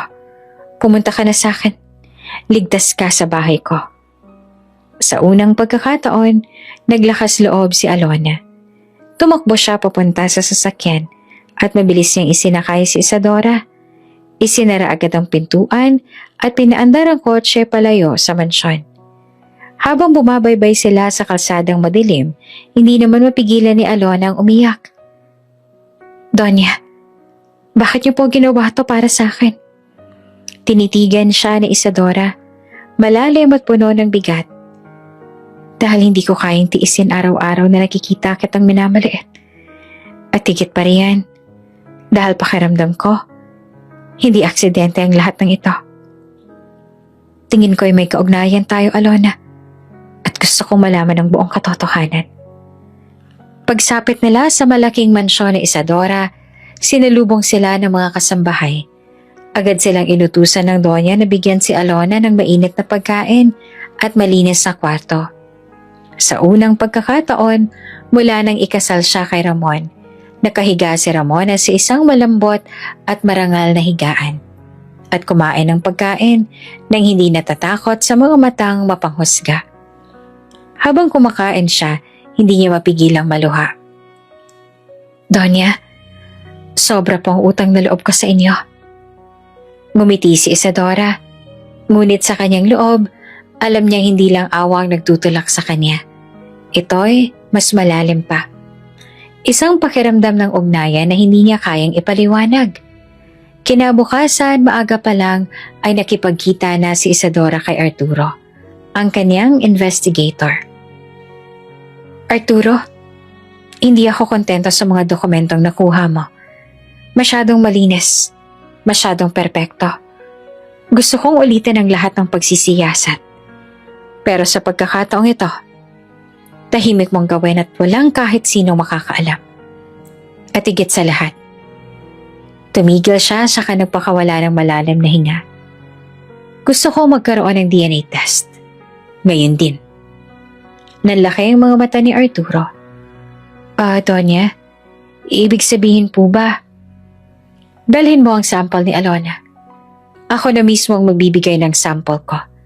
Hindi ako titigil hanggat hindi ko nalalaman ang katotohanan. Lumipas ang ilang araw na puno ng kaba at paghihintay. Habang nananatili si Alona sa kanyang bahay, unti-unti niyang nakilala si Isadora. Ang Donya sa likod ng malamig na anyo ay may pusong malambot at puno ng pag-aaruga. Lagi itong nagtatanong tungkol sa kanyang nakaraan. Sa bawat sagot ni Alona, lalo itong tumitigil sa pag-iisip na may koneksyon nga sila. At dumating ang araw na hinihintay. Dumating si Arturo dala ang sobre. Kinabahan si Isadora habang dahan-dahan naman itong binubuksan. Nakasulat sa unang pahina, DNA match 99.9%. Natulala si Isadora. Ang kanyang mga mata ay napuno ng luha. Hindi siya makapagsalita. Sa wakas, matapos ang maraming taon ng paghahanap, ang kanyang anak ay nasa harap na niya. Dahan-dahang lumapit si Isadora kay Alona. Nanginginig ang mga kamay. Alona. Nagulat si Alona sa itsura ng Donya. Hindi na ito ang malamig na babaeng nakilala niya, kundi isang inang puno ng emosyon. Ano po, Donya? Huminga ng malalim si Isadora bago tuluyang napaiyak. Ikaw ang anak ko. Ikaw ang matagal ko nang hinahanap. Hindi na ako magdududa. Totoo ito. Napatulala naman si Alona. Hindi siya makapaniwala. Ako po? Anak ninyo? Tumango si Isadora at mahigpit siyang niyakap. Pareho silang humagulgol at sa unang pagkakataon, naramdaman ni Alona kung paano ang may ina. Isang yakap na matagal niya nang hinahanap. Isang pagmamahal na matagal niyang pinangarap. Matapos ang lahat, humarap si Isadora sa bintana ng kanyang mansyon at mahigpit na binitawan ang pangako. Hindi na kita papabayaan, Alona. Kahit anong mangyari, hindi ka na muling madudurog sa harap ng iba. Sa oras na dumating ang tamang panahon, ipapakita ko sa lahat kung sino kang talaga. Ang anak ko, ang tagapagmana ng lahat ng aking pinaghirapan. At sa kanyang mga mata, kumislap ang galit laban kay Doña Beatriz. Ang babaeng pumipigil sa kanilang pagkikita at ang babaeng sisira ng lahat kung hindi siya mauuna. Isang linggo matapos matuklasan ang katotohanan, lihim na inihanda ni Doña Isadora Vergara ang pagbabalik ni Alona sa mansyon ng mga De La Vega. Hindi na siya nag-atubili. Panahon na upang ipakita sa buong lipunan kung sino ang dalagang minsang inape at pinahiya. Ang pagkakataon ay dumating sa isang ingranding pagtitipon na ipinatawag ni Doña Beatriz. Isang gala para sa kanilang mga business partners, mga politiko at mga kilalang personalidad sa syudad. Nakasuot ng mamahaling gown si Beatriz, puno ng kumpiyansa. Hindi alam na ang gabi ay magiging bangungot sa kanya. Ang bulwagan ng mansyon ay puno ng mga ilaw at musika. May mga waiter na naglalakad. Dalang mga baso ng mga champagne. Ang mga bisita ay nakasuot ng formal. Nag-uusap tungkol sa negosyo at kapangyarihan. Sa gitna ng lahat ay si Beatriz, abala sa pangungumusta at pagpapakita ng kaniyang kayamanan. Magandang gabi, Donya. Bati ng isang senador. Napakaganda ninyo ngayong gabi. Sabi naman ng isa pang bisita. Ngumiti si Beatriz, puno ng kayabangan. Wala na makakagambala sa akin. Si Alona? Wala na siya. Siguradong hindi na makakabalik pa. Ngunit ang hindi niya alam, sa mismong gabi ng kanyang selebrasyon, may darating na pagbabagong hindi niya kayang pigilan. Habang patuloy ang kasiyahan, isang marangyang kotse ang huminto sa harap ng mansyon. Bumukas ang pinto at mula rito ay bumaba si Doña Isadora, nakasuot ng isang eleganteng damit na kulay ginto. Kumikislap sa ilalim ng ilaw ng chandelier. Ngunit ang mas nakakabighani ay ang babaeng kasama niya. Si Alona, nakaayos na parang reyna. Nakasuot ng gown na gawa sa pinong seda. Ang kanyang buhok ay inayos ng maayos. At ang pendant na minsang tinago lamang, ngayon ay kumikislap bilang tanda ng kanyang bagong katauhan. Ang kanyang mga mata na dati puno ng lungkot, ngayon ay naglalagablab ng tapang at dignidad. Pagbukas pa lang ng pinto na pahinto ang mga bantay at mga waiter. Isa-isa ring lumingon ang mga bisita. Ang ingay ng bulwagan ay biglang naputol. Napalitan ng katahimikan at bulungan. Sino siya? Tanong ng isang bisita. Hindi ba't siya yung asawa ni Ramon? Bulong ng isa pa. Akala ko ba'y simpleng babae lang siya? Pero ngayon, dumiretso si Isadora at Alona papasok sa bulwagan. Sa bawat hakbang nila, ramdam ang bigat ng presensya. Parang naglalakad silang mag-ina sa isang entablado ng kapangyarihan. Ang mga bisita ay hindi makapaniwala sa kanilang nakikita. At nang sa wakas ay makita ni Beatriz ang eksena, nanlaki ang kanyang mga mata. Halos mabitawan niya ang hawak na baso ng alak. Hindi. Imposible. Bulong niya sa sarili. Ngunit totoo, ang babaeng minsan niyang pinakain sa plato ng aso, ang babaeng ipinakulong niya sa maliit na silid, ngayon ay nakatayo na sa gitna ng kanyang ingranding okasyon mas marangal pa sa sino man. Magkaharap na si Beatrice at Isadora. Matalim ang tingin ni Isadora. Malamig ngunit may apoy ng paghihigante. Hawak niya ang kamay ni Alona. Parang sinasabi sa lahat, hindi na ninyo siya kayang yurakan. Magandang gabi, Beatrice. Mariing sabi ni Isadora. Napakaganda ng iyong pagtitipon. Ngunit marahil ay mas gaganda pa ito kung makikilala ng lahat ang babaeng ito. Si Alona. Napatitig si Beatrice kay Alona para siyang tinusok ng libo-libong karayom sa loob. Ang alaala ng kanyang mga pang-aapi ay bumalik. Ang pagpapakain sa plato ng aso, ang pangiinsulto sa hapag, ang pagbintang ng pagnanakaw. Lahat ng iyon biglang bumalik sa kanya at ngayon unti-unting bumabalikwas laban sa kanya. Siya ba talaga yung pinapahiya ni Beatrice? Ako mismo ang nakasaksi. Oo, siya ngayon. Pero tingnan mo na siya ngayon. Parang ibang-iba na. Ang ganda niya. At napakarangal niyang tingnan. Si Ramon na nasa isang sulok lamang ay nanlaki ang mga mata. Para siyang hindi makapaniwala. Ang asawang dati walang kalaban-laban, ngayon ay nakatayo ng matikas. Hawak-hawak ang kamay ng pinaka-maimpluwensyang babae sa syudad. Lumapit si Alona sa gitna. Maraang huminga ng malalim at tumingin sa mga bisita. Kahit walang sinasabi, sapat na ang kanyang presensya upang buguhin ang ihip ng hangin. Mula sa pagiging alipin, ngayon isa siyang babaeng hindi matitinag. Samantala si Beatrice ay hindi malaman kung saan lulugar. Ramdam niya ang malamig na pawis sa kanyang noo at ang mga bisita ay nagsisimula ng tingnan siya ng may pagdududa. Paano? Paanong nangyari ito? Bulong niya. Nanginginig ang labi. Ngumiti si Isadora. Malamig at puno ng pahiwatig. Ang tadhana, Beatrice. Hindi mo ito matatakasan. At sa gabing iyon, nagsimula ang pagbabalik ng dangal ni Alona. Hindi pa niya binubunyag ang buong katotohanan. Ngunit sapat na ang kanyang muling paglitaw upang ipakita sa lahat ang babaeng inapi at inalipusta ay hindi na muling magpapalugmok. At para kay Beatrice, ito na ang simula ng kanyang pagkabuwal. Nagumpisa na ang bulungan sa loob ng malawak na bulwagan ng mga De La Vega. Hindi pa man nagsisimula ang talumpati ni Doña Isadora, ramdam na ng lahat ang kakaibang tensyon. Si Alona, marangal ang tindig, nakatayo sa tabi niya. Tila ba isang reyna sa sariling karapatan. Ang mga mata ng mga bisita ay puno ng pagtataka at pananabik. Samantalang si Doña Beatrice ay halos hindi mapakali sa kinatatayuan. Pakiramdam niya ay unti-unting nawawala ang kontrol sa sitwasyon at ang mga tingin ng mga bisita ay hindi na humahanga sa kanya, kundi nag-uusig.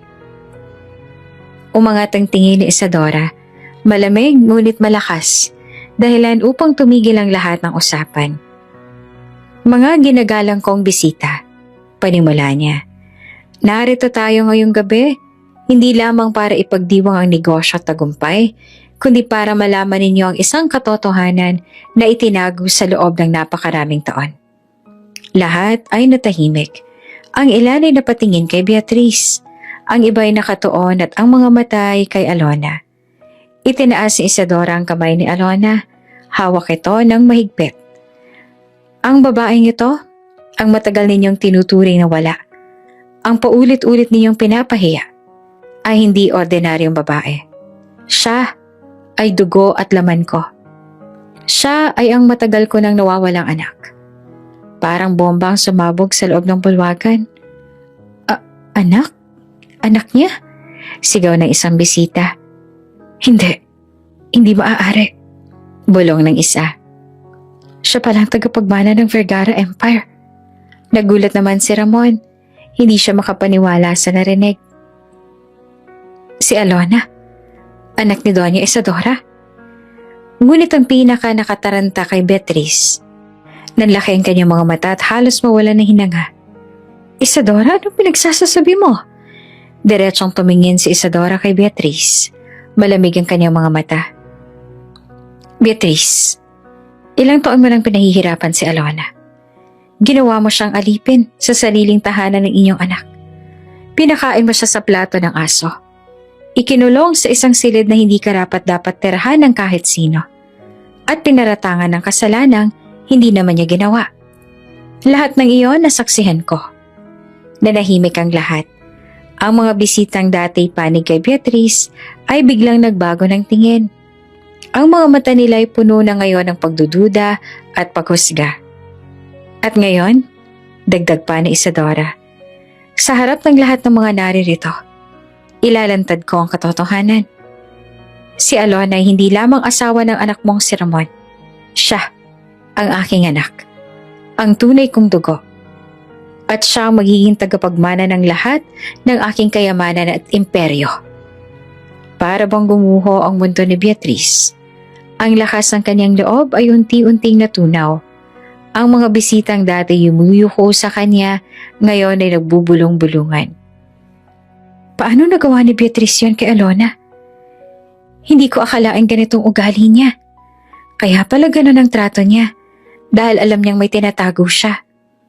Napatingin siya kay Ramon na tila wala ring masabi. Ang anak na dati lagi niyang kontrolado, ngayon ay mukhang hindi alam kung sino ang papanigan. Mama, mahina't nanginginig na wika ni Ramon. Paano mong nagawa to kay Alona? Hindi totoo lahat ng to. Lahat ng yan ay kasinungalingan. Pilit na sigaw ni Beatrice ngunit halatang walang naniniwala. Lumapit si Isadora kay Beatrice. Hindi tinanggal ang matalim na tingin. Ang lahat ng insultong binato mo kay Alona, ngayon ay ibabalik sa'yo ng tadhana. Ang babaeng minaliit mo ay higit pa pala sa lahat ng inaakala mo. At ikaw ang tunay na kahihiyan ng pamilyang ito. Tumulong luha ni Alona, hindi dahil sa sakit kundi sa wakas ay dahil sa pag-angat. Sa unang pagkakataon, nakaramdam siya na ang lahat ng pasakit ay nagkaroon ng kabuluhan. Dahil ngayon, nakatayo siyang marangal, hawak-hawak ang kanyang ina, at nakikita ng lahat ang kanyang tunay na halaga. Isa-isang lumapit ang mga bisita, nakikipagkamay kay Alona at kay Isadora. Donya, napakaganda ng pagbabalik ng inyong anak. Alona, karapat-dapat kang irespeto.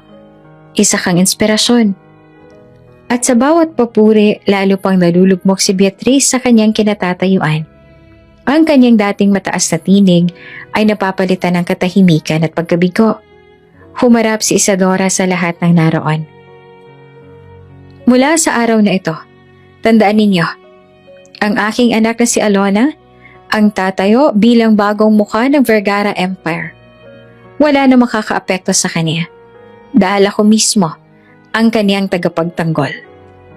Muling nagpalakpakan ng mga bisita at sa gitna ng palakpakan, nakatayo si Alona. Marangal at puno ng dignidad. Samantalang si Beatrice ay nakaupo sa gilid. Walang ibang maramdaman kundi ang pait ng kaniyang pagkatalo. Isang pagkatalo na siya mismo ang nag-ukit. Pagkatapos ng pagbubunyag ni Doña Isadora Vergara sa engranding pagtitipon, bumalot ang katahimikan sa buong bulwagan. Ang lahat ng bisita ay hindi makapaniwala sa natuklasan. Ang babaeng kanilang pinagtatawanan at minamaliit ay siya palang tunay na anak ng pinakamakapangyarihang babae sa syudad. Ngunit higit pa roon, may mas mabigat pang lihim na mabubunyag. Isang abogado na matagal ng kaibigan ng pamilya Vergara ang tumindig. Doña Isadora, kung gayon, paano nawala ang inyong anak noon? At paano siya napunta sa pamilyang ito? Nagsimulang magbulungan ng mga bisita. Paano nga ba siya nawalay? Bakit ngayon ang lumabas ang katotohanan? May kinalaman kaya si Beatrice dito? Ang mga matang dati puno ng paghanga kay Beatrice, ngayon ay puno ng pagdududa at tanong. Huminga ng malalim si Isadora at nagsalita. Matagal ko nang hinahanap ang aking anak. Nawala siya sa akin sa isang trahedya. Isang gabing puno ng kaguluhan at kasinungalingan. Sa loob ng maraming taon naniwala akong nawala na siya sa mundo. Ngunit may palatandaan akong hindi kayang baliwalain. At sa pag-iimbestiga, lumabas ang masakit na katotohanan. Huminto siya sandali at saka matalim na tumingin kay Beatrice. Na ang lahat ng ito ay may kinalaman sa iyo, Beatrice. Nanlaki ang mga mata ng lahat. Si Beatrice na nakaupo sa mataas na upuan ay napatingin sa paligid. Ako? Isadora, anong pinagsasasabi mo? Diretsong lumapit si Isadora. Ikaw ang dahilan kung bakit nawala ang anak ko. Ikaw ang nag-utos na alisin siya sa aking piling. Dahil sa inggit. Dahil sa kasakiman. Dahil gusto mong ikaw at ang pamilya mo lamang ang may hawak ng lahat ng kayamanan at kapangyarihan. Hindi totoo yan. Pilit na sigaw ni Beatrice. Ngunit isa-isang nagsilabasa ng mga ebidensya. Si Arturo, ang investigator ni Isadora, ay pumasok, dalang ilang dokumento at lumang sulat.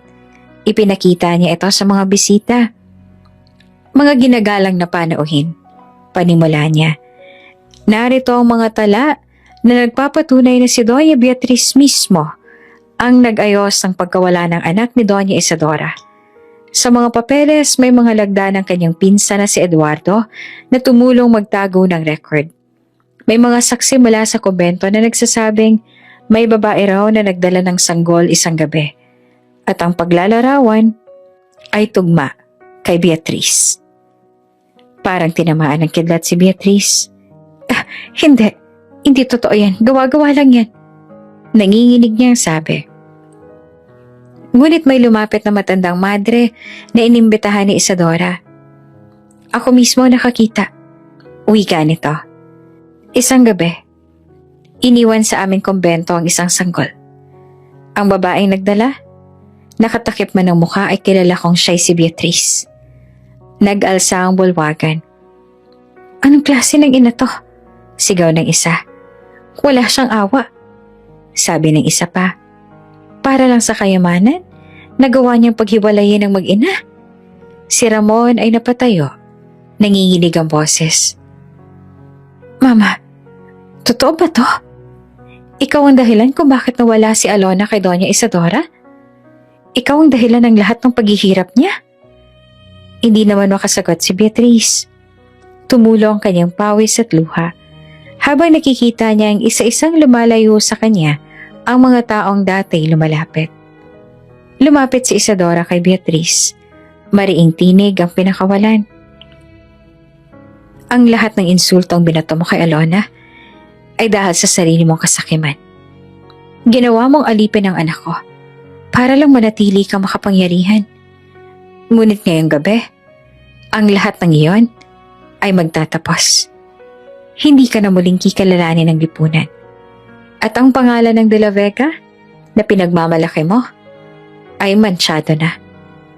Nag-iyakan ng mga bisita at ang ilan ay tumalikod na sa Donya. Ang mga business partners ay nag-alisan, nagbabaling ng suporta kay Isadora at kay Alona. Mama, muling wika ni Ramon na nanginginig. Paano mo nagawa ito? Paano mo nagawa sa akin? Sa amin? Ginawa mong kasangkapan ng asawa ko. Ang sarili mong manugang. Para lang mapanatili ang pride mo. Ngunit wala nang lumabas sa bibig ni Beatrice. Ang kanyang tinig ay nawala at ang kanyang katawan ay unti-unting napaupo. Tila ba tuluyang bumagsak sa bigat ng katotohanan. Sa harap ng lahat tumindig si Isadora at iniakma ang kamay kay Alona. Ito ang anak ko. Ito ang bagong mukha ng aking pamilya. At wala ng lugar ang mga kagaya ni Beatrice sa lipunang ito. Nagpalakpakan ng mga bisita, sumang-ayon sa kanyang sinabi. Ang mga kamera ng press ay nagsimula ng kumuha ng larawan at kinabukasan, ang pangalan ni Beatrice ay magiging laman ng lahat ng pahayagan. Hindi bilang isang matriarka ng kapangyarihan, kundi bilang isang huwaran ng kasakiman at pagkasira. At doon, sa harap ng lahat, bumagsak ang reyna ng mga De La Vega. Hindi dahil sa kahirapan, kundi dahil sa sariling kasamaan na siya ring bumalik sa kanya. Ang buong bulwaga ng mga De la Vega ay nananatiling tahimik matapos ang pagbagsak ni Doña Beatriz. Sa isang iglap, ang matriarkang kinatatakutan ng lahat ay naging larawan ng pagkasira. Ngunit sa gitna ng katahimikan, isang figura ang marangal na nakatindig. Si Alona, na ngayon nakatitig sa mga bisita.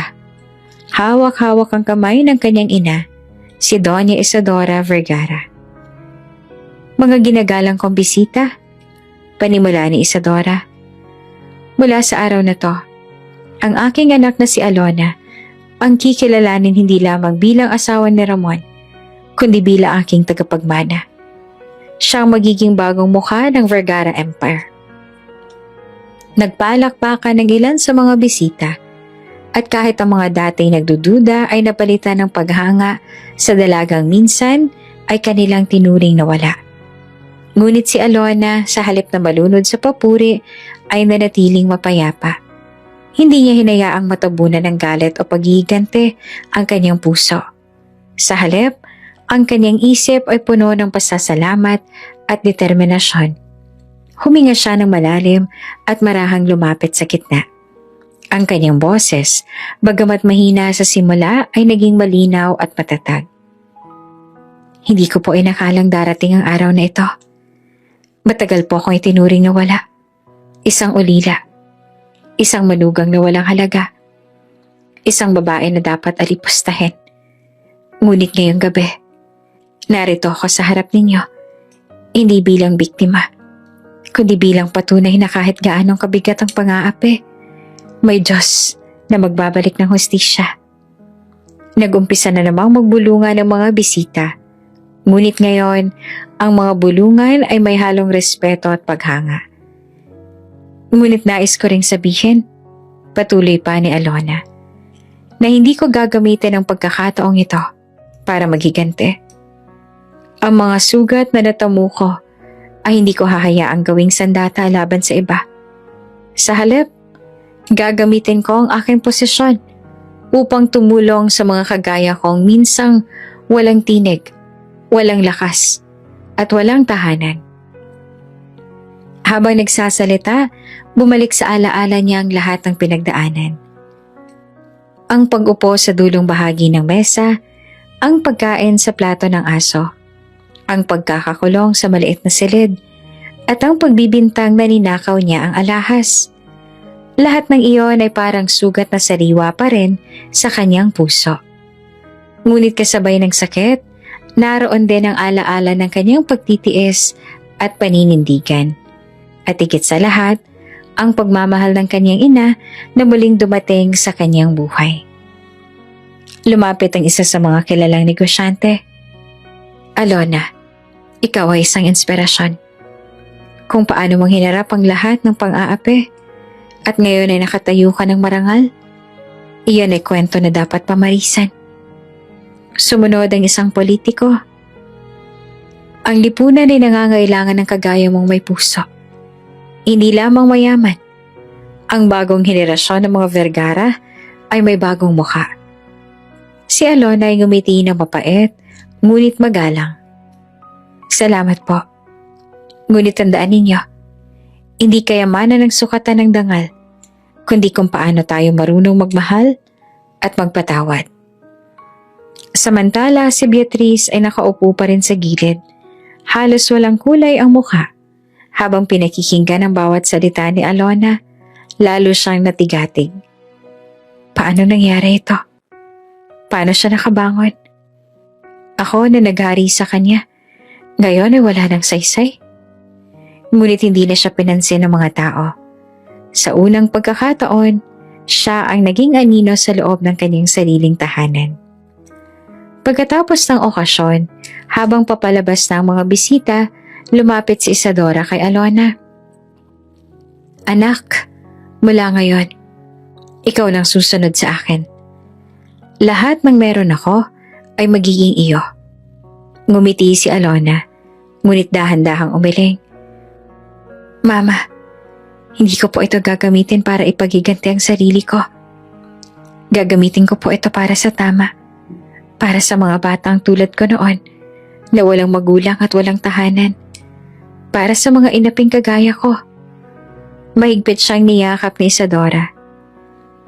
Iyan ang dahilan kung bakit nararapat sa'yo ang lahat ng ito, anak. Sa gabing iyon, sa kabila ng lahat ng sugat at alaala ng pang-aapi, pinili ni Alona na magbangon ng may dignidad. Hindi niya hinayaang lamunin ng galit ang kanyang puso. Sa halip, siya'y nagpasya na maging liwanag sa madilim na mundo ng kapangyarihan at kasakiman. At habang nakatayo siya sa harap ng malaking bintana ng mansyon, tanaw ang mga bituin, mahigpit niyang hawak ang pendant ng kanyang leeg. Ito ang simula ng bagong ako. Hindi na muli ako magiging alipin ng kahapon. Tahimik ang gabi matapos ang malaking pagbubunyag. Ang mga bisita ay nagsiuwi na, dalang mainit na balita tungkol sa pagbagsak ni Doña Beatriz at sa muling pagkakilala kay Alona bilang anak ni Doña Isadora Vergara. Ngunit sa loob ng mansyon, may isa pang mahalagang pagtatapos na kailangang mangyari. Ang pagtatapos ng isang relasyon na minsang minahal ng dalawa, ngunit hindi kinaya ng panahon at pangyayari. Sa kanilang silid, nakaupo si Ramon sa gilid ng kama.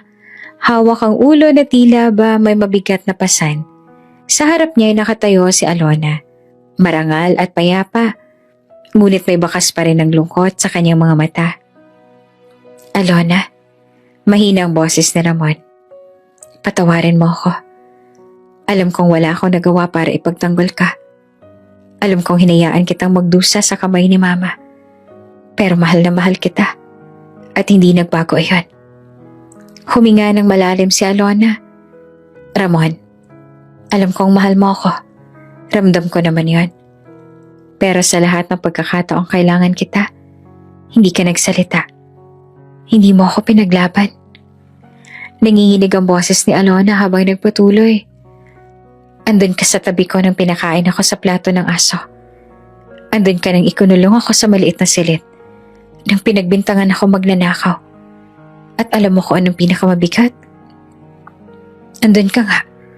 Pero nanahimik ka. Para bang wala lang ako sa'yo. Tumulo ang luha ni Ramon. Natakot ako, Alona. Natakot ako mawala ang lahat. Ang pangalan, ang negosyo, ang respeto ni Mama. Pero mali ako. Dahil sa takot ko, ikaw ang nawala sa akin. Tahimik lamang na tumango si Alona. Tinatanggap ang kanyang mga salita. Ngunit sa kanyang mga mata, malinaw na hindi niya na kayang bumalik sa dati. Lumapit si Alona kay Ramon, marahang hinawakan ng kanyang kamay. Ramon, pinapatawad kita. Dahil kahit papaano ay minahal mo ako. At alam kong hindi madali ang lumaban sa sarili mong ina. Pero Ramon, kailangan mong maintindihan. Ang pagmamahal, kung walang tapang, ay kulang. At iyon ang naging sugat natin. Niyakap niya si Ramon, mahigpit at parang ayaw ng bitiwan. Salamat, Alona. Kahit sa huli, pinatawad mo pa rin ako. Ngunit dahan-dahan din kumalas si Alona sa yakap na iyon. Ngunit kailangan na kitang bitawan. Mariing sabi ni Alona, hindi dahil hindi na kita mahal, kundi dahil kailangan kong mahalin ang sarili ko. Kung mananatili ako sa piling mo, babalik lang ako sa anino ng takot mo. At ayoko nang bumalik doon. Malaya ka na, Ramon. Nanlaki ang mga mata ni Ramon at muling bumagsak ang kanyang luha. Alona, wag naman. Bigyan mo pa ako ng pagkakataon. Umiling si Alona. Marahang hinaplos ang kanyang pisngi. Nagkaroon ka ng maraming pagkakataon. Hindi mo ako hinanap nang nawala ako at pinili mong manahimik. Huwag mo nang sayangin ang natitira. Bumangon ka, Ramon. Babangon din ako. Pero hayaan mo akong bumangon na mag-isa. Sa huling pagkakataon, muling niyakap ni Ramon si Alona. Hindi na ito yakap ng dalawang taong umaasa, kundi yakap ng dalawang pusong nagpaalam. Sa yakap na iyon, naramdaman nilang pareho ang bigat ng lahat ng pagkukulang at pagkakasala. Ngunit naramdaman din nila ang ginhawa ng pagpapatawad. Patawad, Alona, bulong ni Ramon. Pinatawad na kita, sagot ni Alona. Pero mula rito, hindi na ikaw ang lakas ko. Lumabas si Alona sa silid, dalang dignidad at lakas na ngayon lamang niya tunay na naramdaman. Sa hallway, nadatnan niya si Isadora na naghihintay. Ngumiti ito at niyakap siya. Tamang naging pasya mo, anak, wika ni Isadora. Hindi ka na alipin ng kahapon. Malaya ka na. At sa mga salitang yon, tuluyan ang nabura ang tanikala sa puso ni Alona. Hindi na siyang babaeng pinapahiya sa mesa. Hindi na siyang babaeng kinulong sa maliit na silid. Siya na ngayon ay si Alona Vergara. Malaya, marangal, at handang harapin ang bagong yugto ng kanyang buhay. Samantala si Ramon ay naiwan naman sa silid. Nakaupo sa kama. Hawak ang kanyang ulo. Alam niyang iyon ang huling sandali nilang magkasama bilang mag-asawa. At kahit masakit, alam niyang siya mismo ang may kasalanan. Mahal pa rin kita, Alona. Bulong niya habang ang luhay tuluyang bumuhos. Pero tama ka. Ako ang dahilan kung bakit hindi tayo nagtagumpay. Makalipas ang ilang buwan, mula sa pagbagsak ni Doña Beatriz, nag-iba ang ihip ng hangin sa buong syudad. Ang pangalan ni Alona Vergara ay naging laman ng mga pahayagan, radyo at telebisyon. Mula sa pagiging ulilang babae na pinapahiya at renato na walang halaga, siya ngayon ay kinikilalang tagapagmana ng isa sa pinakamalalaking negosyo sa bansa. Ngunit higit pa sa kayamanan, ang mas pinag-uusapan ay ang kanyang kwento. Isang kwento ng pagtitiis, pagpupunyagi at pagbangon sa sarili. Sa unang pagkakataon, humarap si Alona sa publiko sa isang press conference. Kasama niya si entablado si Doña Isadora. Mahigpit na hawak ang kanyang kamay. Sa harap ng mga mamamahayag, ngumiti siya at nagsalita. Marami po akong pinagdaanan bago makarating sa puntong ito. Panimula niya. Malinaw at matatag ang tinig nito. Ako po ay isang ulila, lumaki sa ampunan. Isang manugang na inapet pinahiya. Ngunit sa lahat ng iyon, natutunan ko na ang halaga ng isang tao ay hindi kailanman nasusukat sa kayamanan o sa pangalan, kundi sa kanyang tapang at sa kanyang puso. Tumigil siya sandali. Hinawakan ng kamay ng kanyang ina. Gayon, bilang anak ni Doña Isadora Vergara, ipinapangako ko sa lahat. Hindi ko gagamitin ang aking posisyon para magmalupit o manupil. Sa halip, gagamitin ko ito upang makatulong.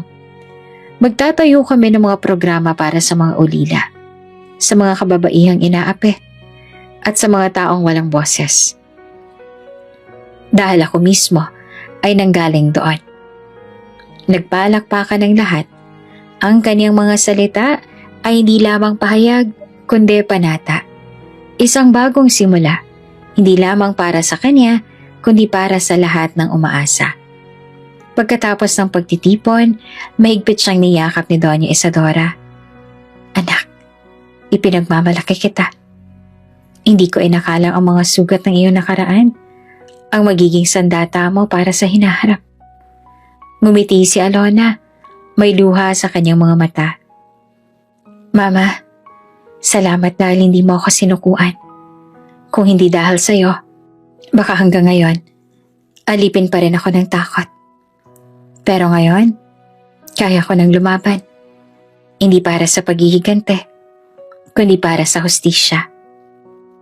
Si Ramon, bagamat hindi na muling nakabalik sa puso ni Alona, ay tahimik na sumuporta mula sa malayo.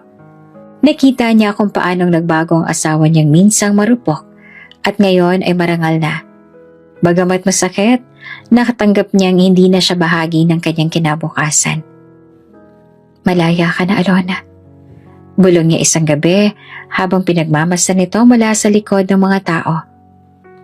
At kahit hindi na ako ang kasama mo, masaya ako na nakabangon ka. Samantala si Doña Beatriz ay tuluyan ng iniwan ang lipunan. Ang mga business partners ay isa-isang tumiwalag. Ang mga kaibigang minsan niyang kinakasama ay naglaho. Sa mansyon naiwan siyang nag-iisa. Walang kasambahay na nais pang maglingkod.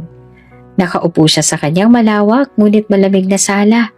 Hawak ang isang lumang larawan ni Ramon na ngayon ay nasa ibang bansa na.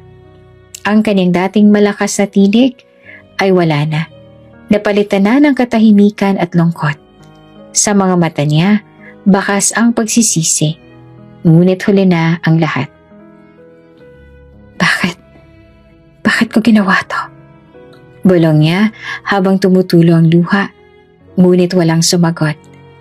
Ang dating reyna ng lipunan, ngayon ay isang aninong iniwan ng lahat. Isang umaga, habang sumisikat ang araw, magkahawak kamay sina Alona at Isadora sa harap ng bagong itinayong foundation sa kanilang pinasinayaan. Ang pangalan nito, Casa Esperanza, Tahanan ng Pag-asa. Sa harap ng mga bata mula sa ampunan nagsalita si Alona. Mga anak, huwag ninyong isipin na wala kayong halaga dahil lahat tayo ay may kwento. At lahat ng kwento ay may dahilan. Darating ang araw na ang inyong sugat ay magiging lakas tulad na nangyari sa akin. Tumakbo ang mga bata sa kanya. Niyakap siya at sa sandaling yon, ramdam ni Alona na natagpuan niya na ang tunay na layunin ng kanyang buhay. Habang nakatayo sila sa harap ng foundation, kinuha ng mga mamahayag ang kanilang larawan. Si Alona at si Isadora, mag-ina, magkahawak kamay, puno ng pag-asa. At sa kabilang dako ng syudad, sa isang malaking bahay na ngayon tahimik at madilim, nakatanaw mula sa bintana si Beatrice. Ang kanyang mga mata ay puno ng luha, ngunit walang sino mang kasama upang punasan iyon. At doon nagtapos ang lahat. Isang kwento ng babaeng minsang inalipusta, ngunit muling bumangon upang maging simbolo ng dignidad at pag-asa. Bago ka pa lang sa channel neto, ibang kwento ni Ate Jane, istorya mo, ikwento ko. Huwag kalimutang pindutin ang notification bell at subscribe button.